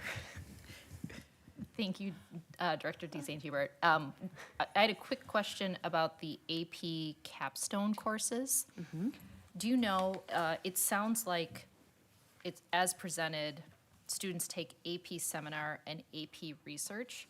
Do you know if they have to take both of them, or if they could take 1 year and then something else? But if they take both of them, it sounds like they get this certain designation. Yes, I'm 99% sure that they do not have to take both of them, that they can take them as separate classes, but as you're indicating, just as you're indicating, that if they take them together, there can be a separate designation with that. I will confirm that and make sure that's accurate when we bring it back for action. Okay, because that sounds like a really engaging course. I'm sure there'll be a lot of, or several students that would like to take that. My second question, when we look at our College Reading and Readiness 9 course, and this is not really, I know we're looking at new course proposals, but I know it's been discussed over time about looking at how that course is working, if it's meeting the needs of our students, and then what are ways that we can also support our 10th, 11th, and 12th grade students that we see might need some more interventions. Yeah, I'm just curious about how that, and now is not the time for that, but that English 9, how that course is going, what sort of metrics we're seeing from that, but also if we are seeing the need for a 10, 11, and 12 reading support class. Yeah, so I think a really good time for us to give you updates on how that college readiness in 9th grade is going is when we do our CLP updates. I do know that currently they're waiting on winter data. So probably in January, I will be getting a little bit of an update based on data on our students currently in that class. And then now we have longitudinal data that we can evaluate a little bit more closely. So a lot of work right now is going on around MN, MTSS, and Tier 2 and Tier 3, and how that's connecting and accelerating learning throughout the whole system. So we can continue to bring updates in that format as well. There is currently a college readiness class in grade 10. It was something that we were able to offer very last minute in the spring because of some phased retirement staffing and some creative solutions in meeting the needs of the students at the secondary. However, most likely by January, when we go to action, I'll be able to know if that will be able to continue next year. I think we're really close to getting some next steps on that in terms of staffing and support. And we also need to look at how that works, right, as a collective system from our 9th graders to our 10th graders and other interventions that might be needed. Perfect. Thank you. I didn't. I don't see anything from other board members. So I just wanted to comment to thank you and your team that's worked on this and our language arts educators up at the high school. Watching this progress over the last few years has, it's really been amazing. Not just the amount of effort, but the impact to what we're offering at the high school. It's just amazing. Our educators, your team's ability to really move the needle on what we're offering all students up at the high school, no matter if they're needing a little bit of support, if they want to push themselves, if they belong in an AP class, the breadth of classes that we're offering. This is now year 2, so really reinvigorating what we're offering at some of the other levels. It's just really inspiring, and I hope people are paying attention to this and to the work that you guys are doing, because it's really great work. So thank you. Yeah, I appreciate that, and I just want to emphasize that I could not be more impressed and more proud of the team of high school teachers and the ELA department, all of our high school teachers, but specifically in this review and the work that they're doing. They have really dedicated a lot of time, intentionality, commitment, and it is inspiring. They inspire me on a daily basis, truly. So thank you for noting that. Thank you. Thank you. So we're going to move off of language arts specific course changes onto general change recommendations. Yes, so the general change recommendations were also discussed at our board workshop in, it was just on 11/19, so just recently. There were a couple of things, there was one thing specifically. I outlined at the workshop, I outlined kind of the flow of the report and noted why we have so many different sections. I mean, it really starts with taking us through the additional classes that were submitted by our middle school and secondary staff, and a reminder that they submit those to their administration before they even come to teaching and learning. So it's an important part of the process. And then we also added a pretty long section on name changes, just so that we're making sure that we're making the process for what's in the registration catalogs and booklets align closely for our students when they are actually registering, and there's cohesion and clarity there. And then at the end, there's a couple of opportunities to look at some change in course descriptions and drops. But the one thing that I specifically followed up on was finding out if the facts in relation to the unified facts is a required course at our middle school. And what I learned, I have to find my notes, no, I know, is in 6th grade it is an elective, in 8th grade it's an elective, and then in 7th it's paired, it's like one of the exploratory requirements. So facts is specifically paired in 7th grade throughout the year. So I think we still have a little bit of work to do in how we put it in the team that's presenting it and the administration that I've worked with specifically wants to leave it a little open right now is where we designate it. So there's flexibility to meet the needs of the students, but that does answer that question. Yes. Are there other questions? Dr. Gabler? I didn't have a question, but since this is, we discussed this at the work session and you teed this up great, but I think it'd be helpful for anyone listening. Can you speak a little bit about the middle school science decision with the compacting, just so people can hear that? Yep, absolutely. So the middle school science has our compacted pathway where students are currently leaving 5th grade and entering into a compacted experience. That's a 6th and 7th compacted so that they are in physical earth in 8th grade. Both Valley View and Southview teachers, as well as administration, talked about having all of the sixth graders at our middle schools have the same science experience, so they get their feet under them in a middle school environment, and we offer some flex differentiation and opportunities for extensions in sixth grade, and then we can help those students and families make a decision that is more likely more informed for them for seventh grade, and that is the year that seventh and eighth will be compacted, so that students can still take the physical earth requirement in eighth grade. So a slight switch in that, but thank you for bringing that to our attention. Great, thank you for that. And just like you said, it doesn't, if anybody hears that and is concerned that their child won't be able to accelerate like they can now, it's the same pathway, it just looks a little different. Is that fair to say? Absolutely. It gives our sixth graders a chance to get acclimated to a new environment and make some more informed decisions about what's best for them. Anything else? Oh, sorry, Director Barry? That's okay. I just had a question. So personal finance is now a requirement.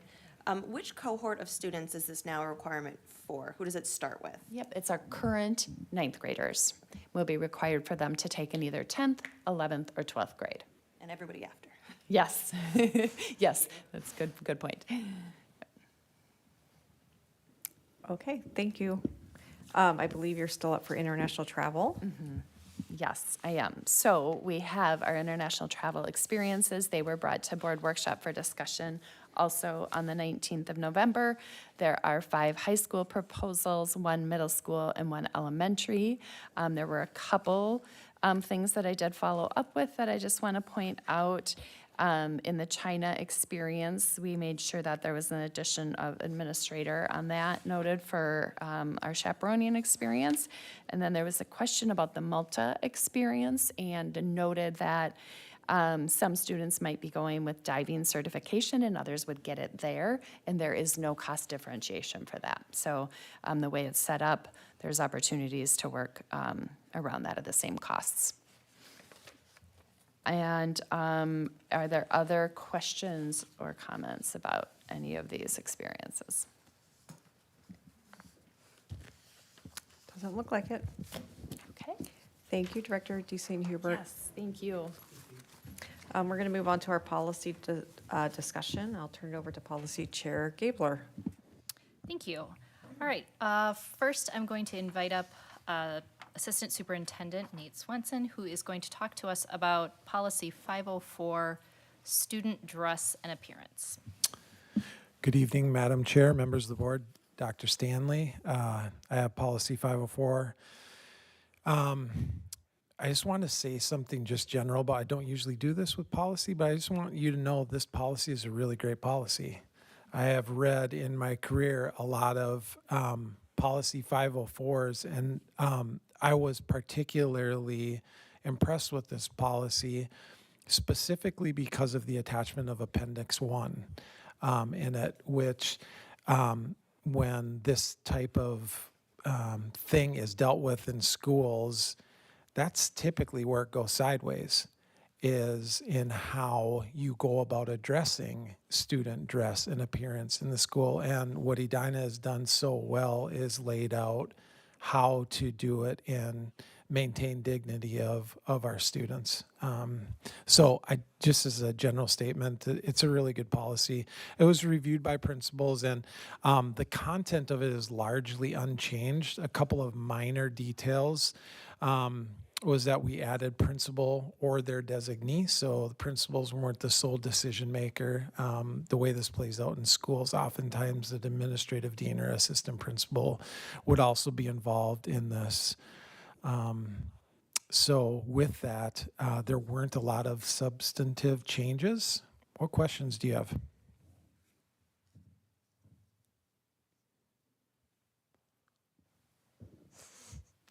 I have a question. Yeah. On C, I just had it right in front of me and then I lost it again. 6, any item that obscures, conceals the face except religious observation, observance, including but not limited to masks, face paint, or grooming.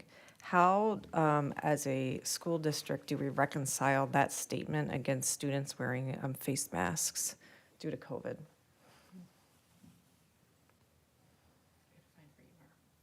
C6.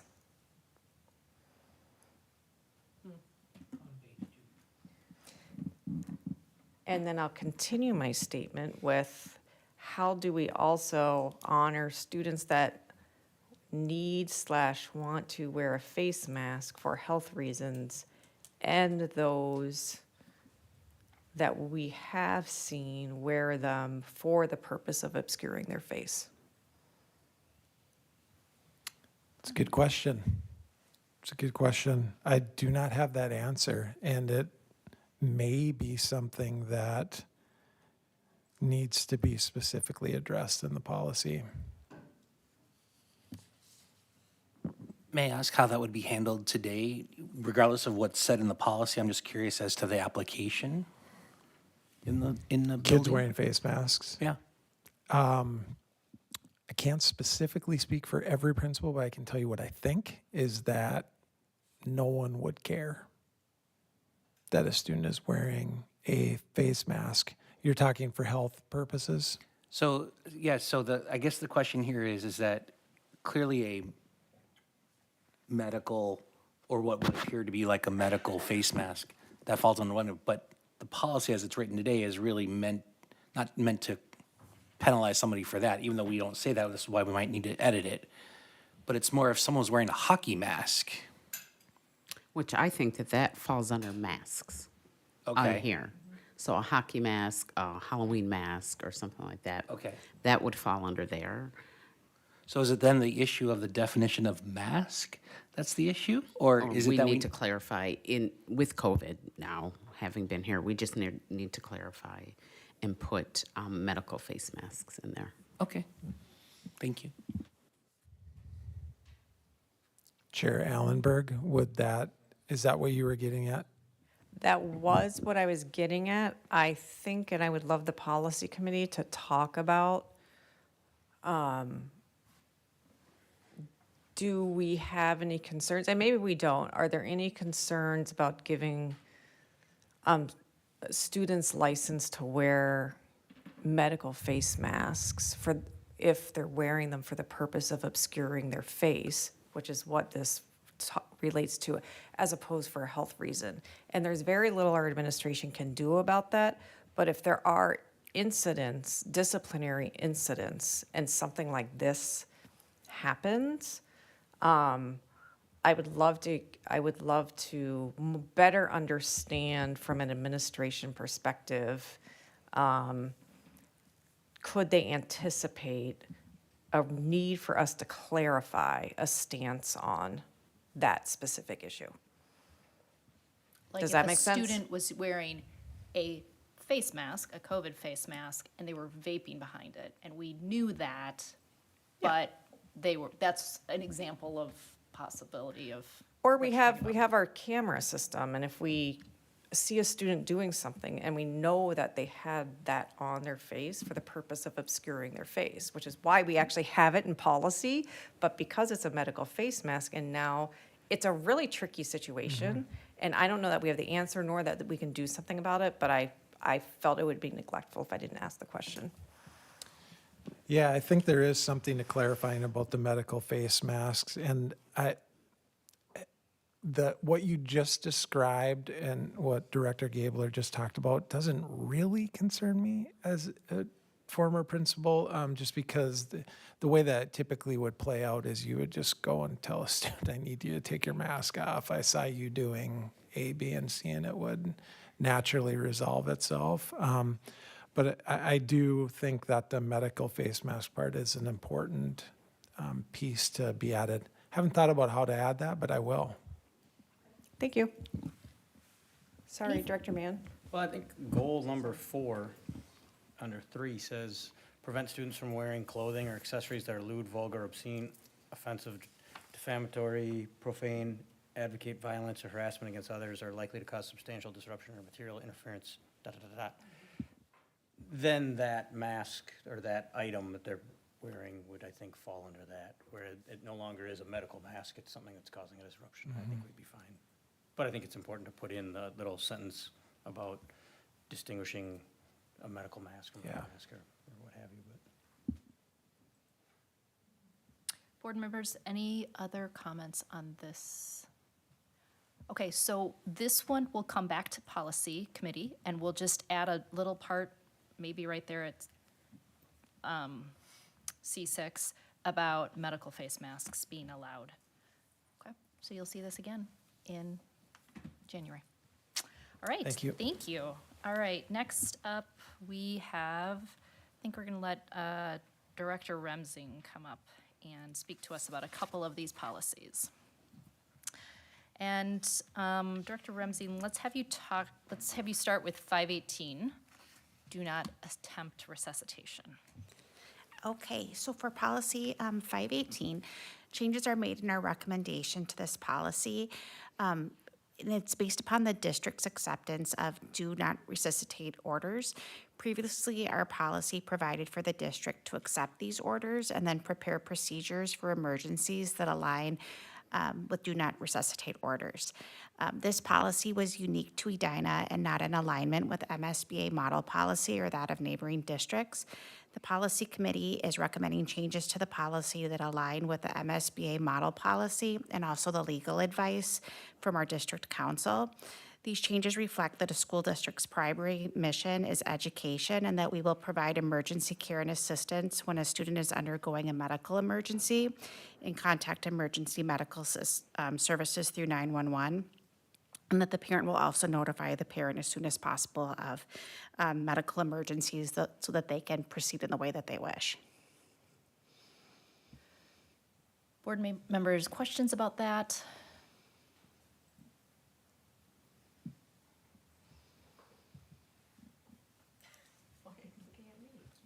Okay, great. Then this will move forward for action in January. Then would you please speak to us about 607, which is coming back to us. This was the policy that we briefly looked at in November, and then it's back to you. You received an email from Ann twice, once in November and once in December, showing you the side-by-sides. So Director Remsing, would you walk us through this one?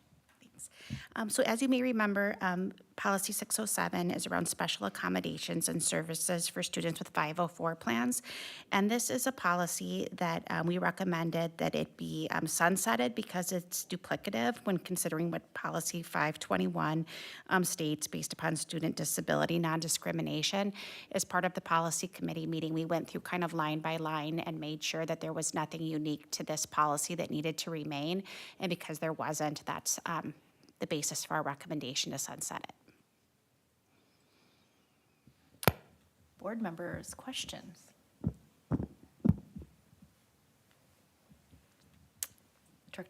Chair Ellenberg. I want to look at you because your green light's on. Oh, there's 3 green lights though, so I thought someone else wanted to talk. No, nobody else is on. Mine's up there. Oh, okay, sorry. So I agree that they're very similar policies. I guess my question is, if you look at the purpose for why we have Series 600 policies and the purpose behind Series 500 policies, they're 2 distinct purposes. We have Series 600 policies in order to describe the educational offerings and policies behind the educational offerings that we have in Edina Public Schools. Series 500 policies are more around what do we need to tell our students from a policy perspective. My devil's advocate and what I would like to push back on is that I would argue we should not necessarily sunset this policy, but rewrite it. I think that in our educational offering, and if you look at the purpose of Policy 607, it says that as a school district, we want to provide a full range of special accommodations and services for students with special needs, including those in Section 504. If I were a parent of a student that had a 504 and I wanted to look to a policy to explain from an educational perspective, what do we offer? How do I access these services? What is our process for that? I think that should be housed in this policy, and I think a lot of what we have in this policy does not address that and does talk about the non-discrimination. I think the non-discrimination policy should remain there and talk about non-discrimination policy, but I'm a little concerned that by sunsetting any content about what we offer from an educational perspective for students that have 504 or need accommodations that fall in between that policy about IEP and the policy about all other students, that we're, there's a gap there. Director Remsing, do you want to speak to that? Or any Yeah, thoughts on so that? when I look at the purpose of a Section 504 plan for a student, it's really a non-discriminatory plan for us to be able to put things in place for them versus a program, I think, of being more around special education and services in that way. And so we wouldn't have 504 classes or 504 specific programming for the student. And so I get what you're saying, you want to have it so that you're able to see that for students, but I still think that it's appropriate that it could be under the student piece, because it really is accommodations to specific students rather than a specific program for students with 504s.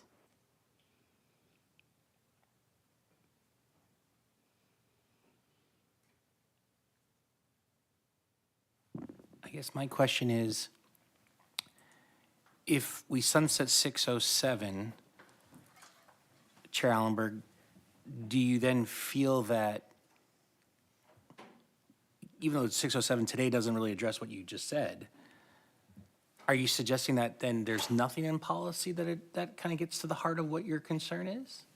And that's why we would then need to add or modify the language of 607 to address that?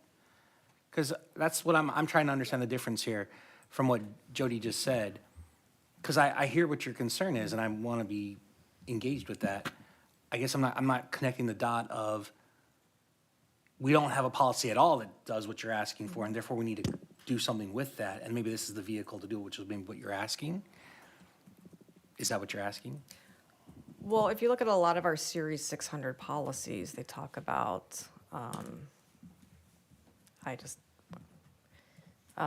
the type of library materials we have. We obviously talk about special education, which we should just talk about special education, alternative programs and services for kids that need another alternative program and service. And so I guess I absolutely understand the legal reason why a 504 plan is a status that a student has, and so therefore it makes sense for a certain reason for it to be in the 500 series. I guess if, as a board, we wanted to only have the one policy and have it in the student section, then I would argue that we should expand the title of the policy so we're not just talking about student non-discrimination, because, or student disability non-discrimination. Because if I'm a parent and I have a student that I'm trying to figure out how to get them services, I don't have any obvious place in our policy manual to look to. There's no place that says 504 in any of the titles of these policies. And I think that's what I'm trying to avoid. Our policies serve a purpose to tell our families about legal issues, but they also serve a purpose for us to tell families what we want to tell them about what we offer. And so how do we find the balance between those two? How do we find the balance between those two things? And I'm not wedded to either one of them, but I just wanted to bring up that I think that we need to make sure that we're not neglecting this population, and that they are able to access the policy easily and understand any help that they might need for that status. So I think that that makes sense as far as parents with 504s maybe would not understand that it's a non-discriminatory protection for their student, and so maybe wouldn't be able to find the policy. I do think that changing the title, if the board is looking for a middle ground, is something that would make sense, versus I think that the programming for a 504 student would be the general education programming, and so I still believe that it makes sense for us to sunset this statute, but I think that adding 504 to the title could serve the purpose that you're looking for. So if we change the title of that, student disability, non-discrimination, do we have an idea of students with special needs in section 504? Yeah, something like that. You know, we had a little bit of this discussion, not quite this discussion, at our board meeting or at our policy meeting, and we kind of talked about where, if you are a parent who's curious about a 504, what you do. And knowing, you know, just to suggest, I was doing that right here. I think there's some room where we could add some of that, because when you put 504 into the search engine of our website, it doesn't give you much, and maybe linking some of these policies might be helpful, and some of the data here is out of date too. So just, I think there's maybe some spots where we can kind of help, because if they're looking in policy, but they're also just, more than likely, they're going to the website and looking for that information. But yeah, we can, is the board as a whole okay with us changing the title of this policy? Director Remsing, are you okay with that? Does that make Yes, I'm sense okay with with you? that. Okay. All right, does that sound like that would be a good middle ground? Okay. All right, let's go ahead and do that. Can we make that change and still bring this forward for action in January? Is everyone okay with that? Okay, so, okay, that's what we will plan to do with this one then. Thank you. Can I make one qualifying question? Do we ever write notes down for when the policy committee and these types of discussions where we make that type of change, do we document that somewhere in the comment? I mean, I know we resolve it, but do we keep a version of it? Because I'm just thinking a year from now, 3 years from now, whenever this comes back up or whatever it is, where's the historical reference that this is why we did what we did? Is that captured in any way?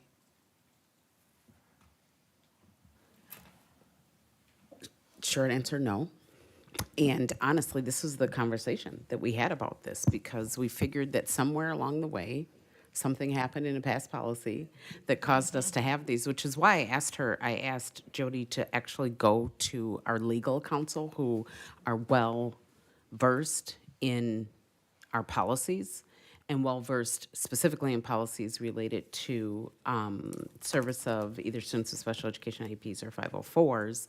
And we received that advice that they were duplicative and that we really needed to sunset the one. Because somewhere along the way, somebody had a conversation that was at the table, the committee table, and said, we need da-da-da-da-da, so. Well, maybe the future chair of the policy committee may want to look at a process around that. Quick Thank you. question. Oh, yes. Sorry, can I jump back to 518 real quick? Sure. Just one comment. It says parent and guardian throughout the piece of it. You know, a common term within a lot of the medical directives is healthcare agent.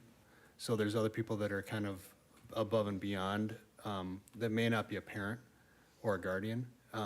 Do we want to add that as somebody that's consulted or that has the authority to communicate with? Oh, geez. So the policy says that the parent or guardian would have the ability to give the order to the person. So what we could just change it then to the healthcare agent. The only thing is we wouldn't be able to necessarily communicate with the healthcare agent. Correct. We might have to be able to take information from that agent, right? Like a directive from that agent, or no? Well, we wouldn't be able to take, what we'd be saying is that if someone asks us if we can take their order, do not attempt resuscitation, what we would do is give them a copy of the policy and let them know that we're unable to do it. And so that would be, I guess if a healthcare agent gave that to us, we would still be able to do it because we wouldn't be disclosing any information. We would just share this as our policy, which says we don't do that. If an emergency happened and we called and we said we did CPR, that the student has been transported to the hospital, we would only be able to communicate with the parent or guardian unless they did a release of information allowing us to communicate with the healthcare agent at that point. Typically in schools, it's the parent or guardian fulfills that role, and so the healthcare agent would likely be the guardian. or we probably wouldn't have access to be able to talk to the healthcare agent. So they couldn't make the claim in that situation if they're, if they come in and waive the medical directive and say, I'm their healthcare agent, that wouldn't be something that we would have to share with them? Yeah, I don't think so, because in schools are really not providing, medical care as much as we are just making sure that their health needs are met so that they can be in school and be able to be present here and make progress. But we're just really not in the business of healthcare providing here. And so I think parent or guardian fulfills the language that we would need for these purposes. Okay, thanks. Thanks for that question. Okay, thank you, Director Remsing. Next up, we are going to discuss Policy 613, graduation requirements, and I will invite Director D. St. Hubert to join us.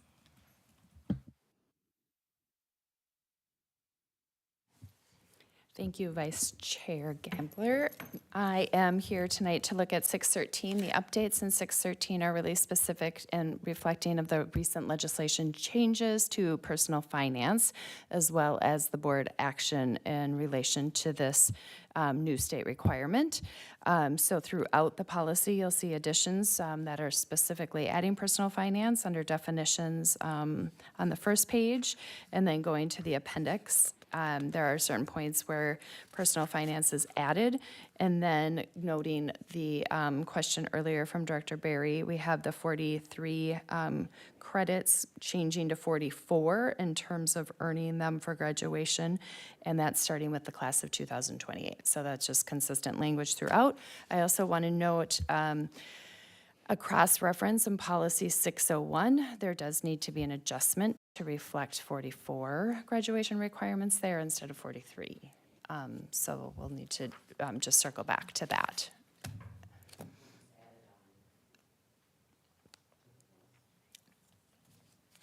The 601 reference. Yeah, it is there as a cross-reference, and that policy is not up for review, but it should reflect the 44 credits required for graduation. Thank you. It was a great catch, yes. Board members, any questions on 613? Fabulous. Thank you for this work on this. This is nice to have this one done. Okay, and then our last one for this evening for discussion, I will invite Director Leland up to talk about 628 student activities programs.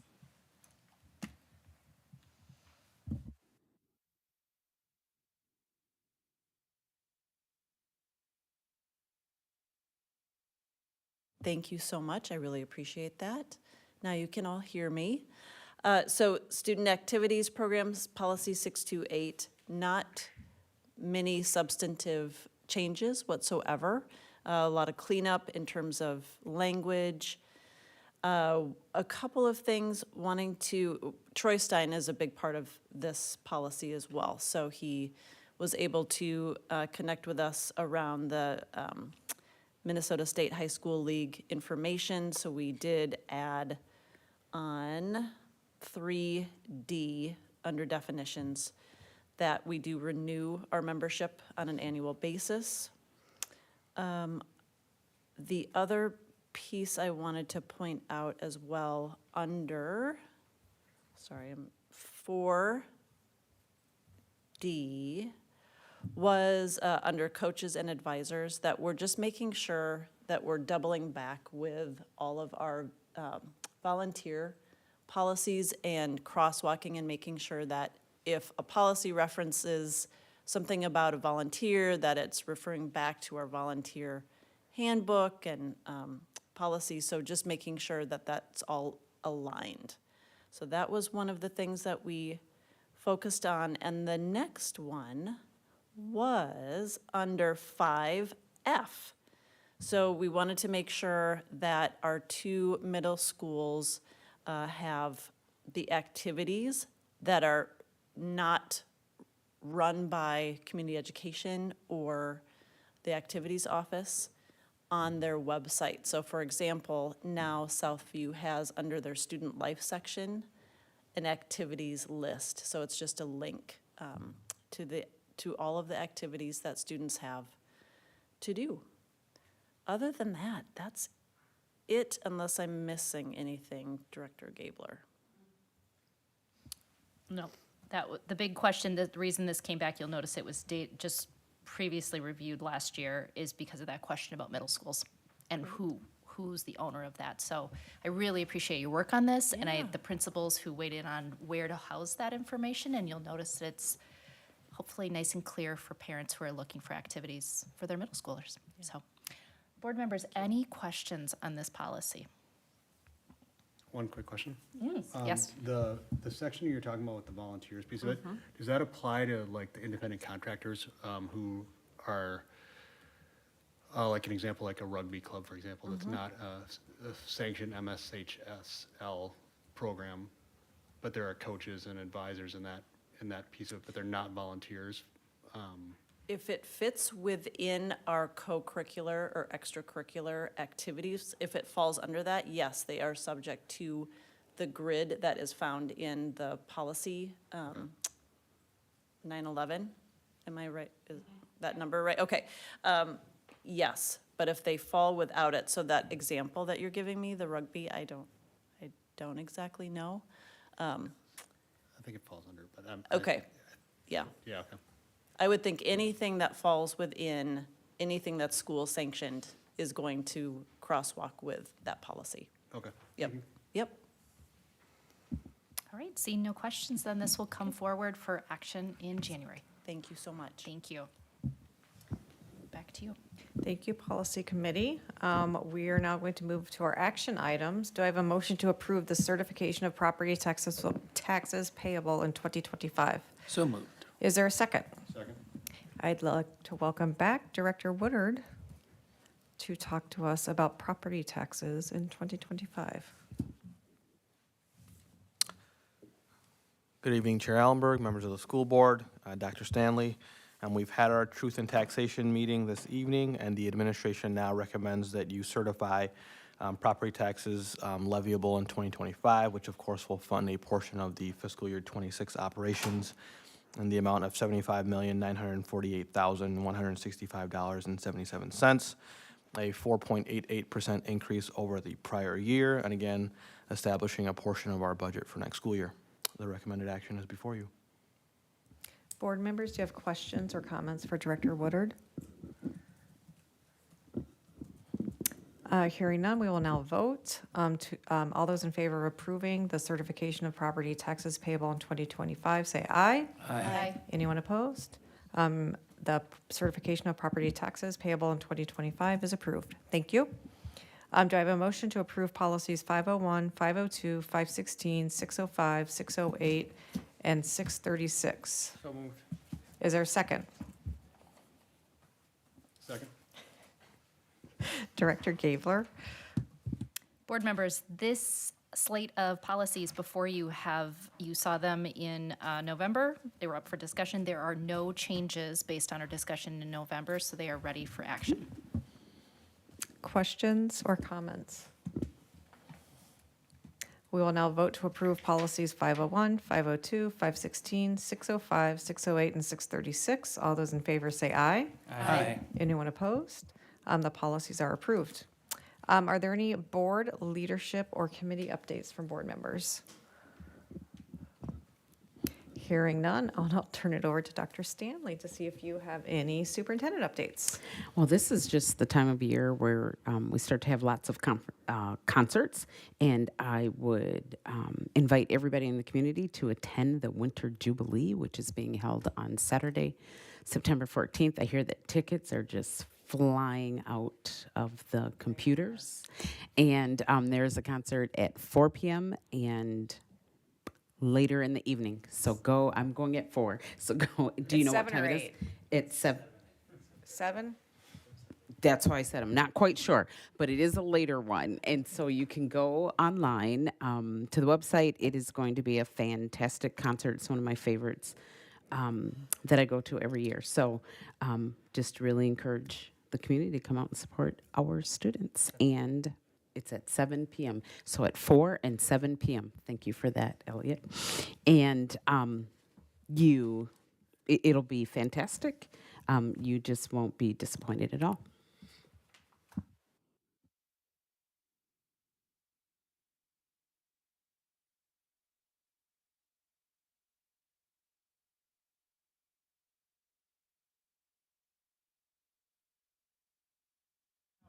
That means it's time. Oh, there we go. It's time to adjourn. Do I have a motion to adjourn the meeting? So moved. Second. All those in favor of adjourning, say aye.